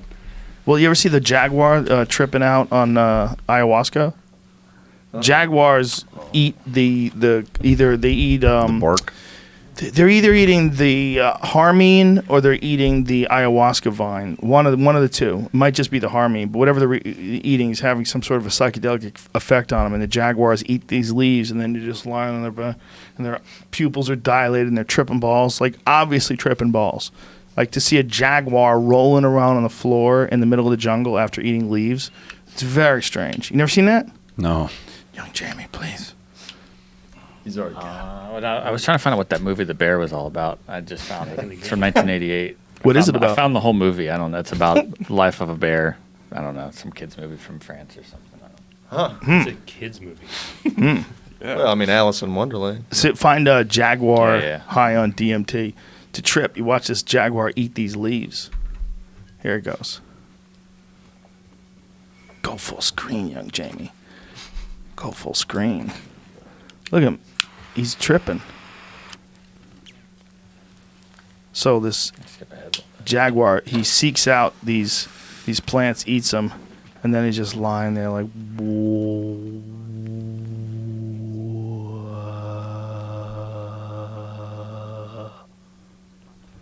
The thing about the people who take that ayahuasca too is they see jaguars. It's part of the vision. I wonder if what they're doing is connecting to some jaguars that are out there tripping balls too. Look at them. Really? Yeah, look at them. Yeah, that's a really common vision that people who take ayahuasca. They see serpents and they see jaguars. Spirit animals, asshole. Yeah. This Mike You ever, Tyson. you ever weed- seen Young Guns, Miles? Nope. When they go to the spirit world, it says, "How come they ain't killing us?" He said, "Because we're in the spirit world, asshole. They can't see us." That was Charlie Sheen's brother, Correct. Emilio Estevez. He's the only one who kept the family name, right? Yeah. Their real name was Yeah. Estevez, but Emilio took a chance. He's like, I'm going to go with this whole Latino angle. My first name's Emilio, Latino angle. right? Because Charlie Estevez is like, you've been compromised. He by made the his man. own name.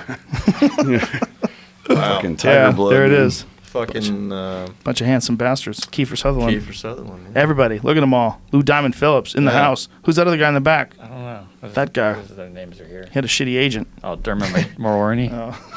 Dermot. Dermot Mulroney. Yeah, he was in a bunch of those movies. But the other guy, who's the guy? The Casey guy. Slamasco. Oh, hey, Yeah, Case. behind a little Shout out to Casey. Whatever. So let's wrap this bitch up. I think we're way too high to be making any sense to people. Oh man. We've I gone have, everywhere. I have a question for you though. Please. Do you know who Butcher Brown is? Oh yeah, we gotta Butcher have this Brown. conversation. No. Yeah. Who's Butcher Brown? I think his first name's John. He's a doctor that did a bunch of like unlicensed sex change surgeries in like garages, motels. He's on Murderpedia if Jamie wants to look at Butcher Brown. Yeah. Wow. So he did unlicensed sex change operations and people died from it? Yeah, and While he eating did so many. hot while dogs. eating raw hot dogs, drinking coffee. Raw hot dogs. Yeah. It's So he's really- eating hot dogs and cutting off dicks. It's Nothing more- weird there. Everything's yeah. Keep going, bro. That's the most ridiculous thing I've ever heard. He was eating raw hot dogs and cutting off dicks. That's what he does. Woo! Man. While drinking Dr. Pepper. And how He's many got a- people did he? I think it was almost. I mean, it was hundreds. There's What? a detailed descriptive article that's. Did it work on anybody? Did Insane. everybody die? You got to read it. If you watch Head fuck. and read that. One day. Oh no! Why did you, out of all the things to curse me with? I was Why was put that thinking hot about it, dog and- eating but he's known sex as, like, change doctor? America's worst doctor. Well, ever? I think ever. Once you read it. Yeah. You have to look that up to see if that's actually. Crazy glue. And, used you crazy see glue. the guy's picture and you're like, yep. Let me see his picture, Jamie. He'd Butcher inject Bob? silicone wherever you want it for like $200, and then Just like caulk, like yeah, silicone plug it caulk? up with crazy glue and tell you to lay down flat for 2 days. Oh my god! But he's had a lot of business. I'm not sure I found him Did it work on anybody? Imagine if he like made one bomb ass. Like, look at that! Great job. He came out great once, and he's like, "I'm just chasing that dragon every time. I'm trying to get. One time I nailed it. It's like a I put the heroin right junkie, amount man. of caulk in this lady's ass cheeks, and dude, it helped. It made it look better. Most of the time, it looks like a disaster. I found him. You found him? Yeah. Let's see what John Butcher Ronald Bob looks like. I don't like to judge people based on There he appearances, is. but oh my god, look at the frown on his face. He's like a caricature. That's a smile. I would not assume that guy's friendly.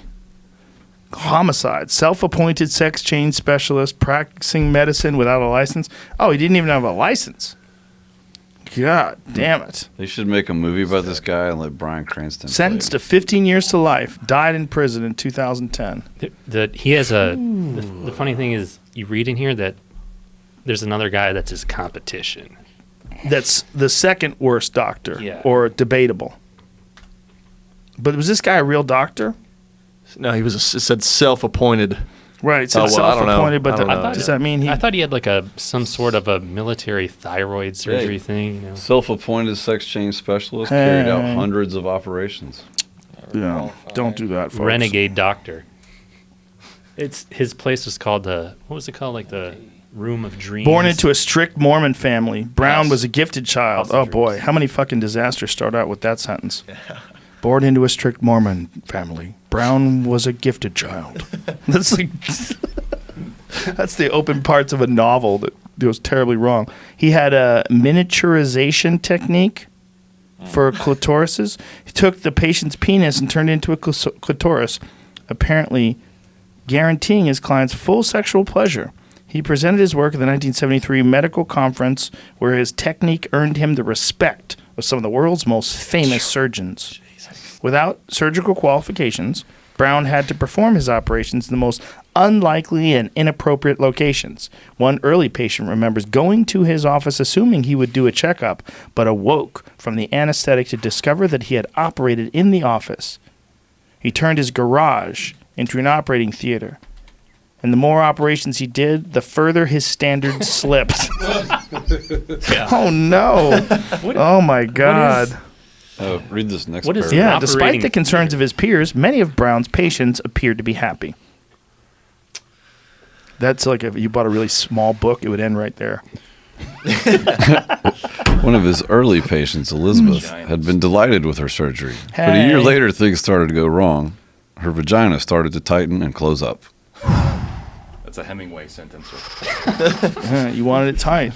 Brown was abandoning his patients and leaving them to other surgeons like Dr. Jack Fisher to pick up the pieces. He says, "It's hard to imagine anyone worse than John Brown. He didn't care much for evaluating his patients before surgery or for postoperative care. He was totally focused on the technical procedure itself, and he didn't do that very well." Jesus Christ, man. Putting some good shit out in the world. Man. Oh, Yeah, why have That's you a done this black to us? comedy right there. You got to do Head, this, and then watch Chuck and Buck. Chuck and Buck? Yeah. Oh, what are you One doing to night. me, man? What is Chuck and Buck, and why do I not want to look? What the fuck are you doing to me, man? You want to play a game, Joe? No! Hey, Jamie, look up. You want to play a game? What's Chuck and Buck? The trailer The show. most awkward fucking film ever made. Wait a minute, more awkward than that. What was that one with the dude they made The Room, where they made a movie? What's his face? The fucking Bob handsome bringing fellow, up James all the Franco, hits. made a movie about the movie That Mike being Tyson made. dude. Remember The Room? Yeah. Do you guys know that movie, The Room? Where you played the. You know what it is. James Franco actually made a whole movie. The movie's so insane. James Franco made a movie about the making of the movie, about how insane it was. A guy was like this dude who was like an actor, and things weren't going so well, so he put together enough money to make his own movie, but it was terrible. And in every scene, he was like making out with girls. Yeah. Tommy Yeah. Wiseau. Yeah. Never Yeah. saw it, but I Bro, read about it. It's hard to watch. Tommy Wiseau. It's one of those movies that's so bad, like you think you're going to get schizophrenia from watching it. Like it's distorting reality in a way that it's not compatible with your senses. It's confusing. You watch scenes in the film. That's the movie called The Room, and he bought Wow. billboards around town. When I first moved to LA, there was a billboard around town for The Room for like a long time. Where do you get the money? Somewhere terrible. That shit's not cheap.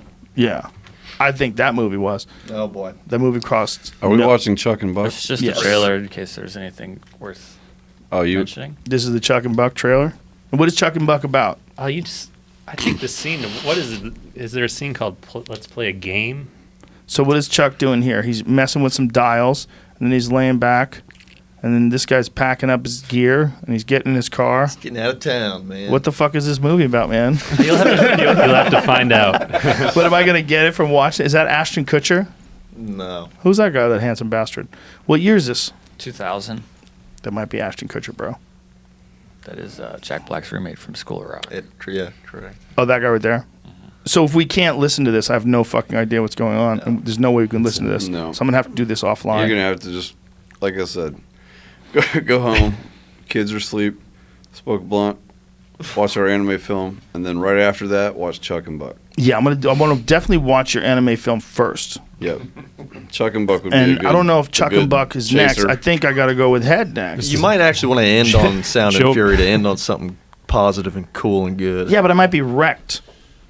Listen, like Yeah, it's you like might just the want to go to sleep. the amoeba. What's in your bag, Joe Rogan? Chuck and Buck, Head, Doctor. Yeah, that's a good Butcher description Brown. right there. An oddly naive man-child stalks his childhood best friend and tries to reconnect with their past. Jesus. All right. Gentlemen, thank you for last night. It was fucking awesome. Thanks for being here today. The album, it's out. Sturgill, tell these people what it is, where to get it. Sound and Fury. I don't know where the fuck you would go buy that. Probably You at can a get it record on store. iTunes, iTunes. record store. Or you can steal it on Spotify and just come to the show. Your call. Ooh.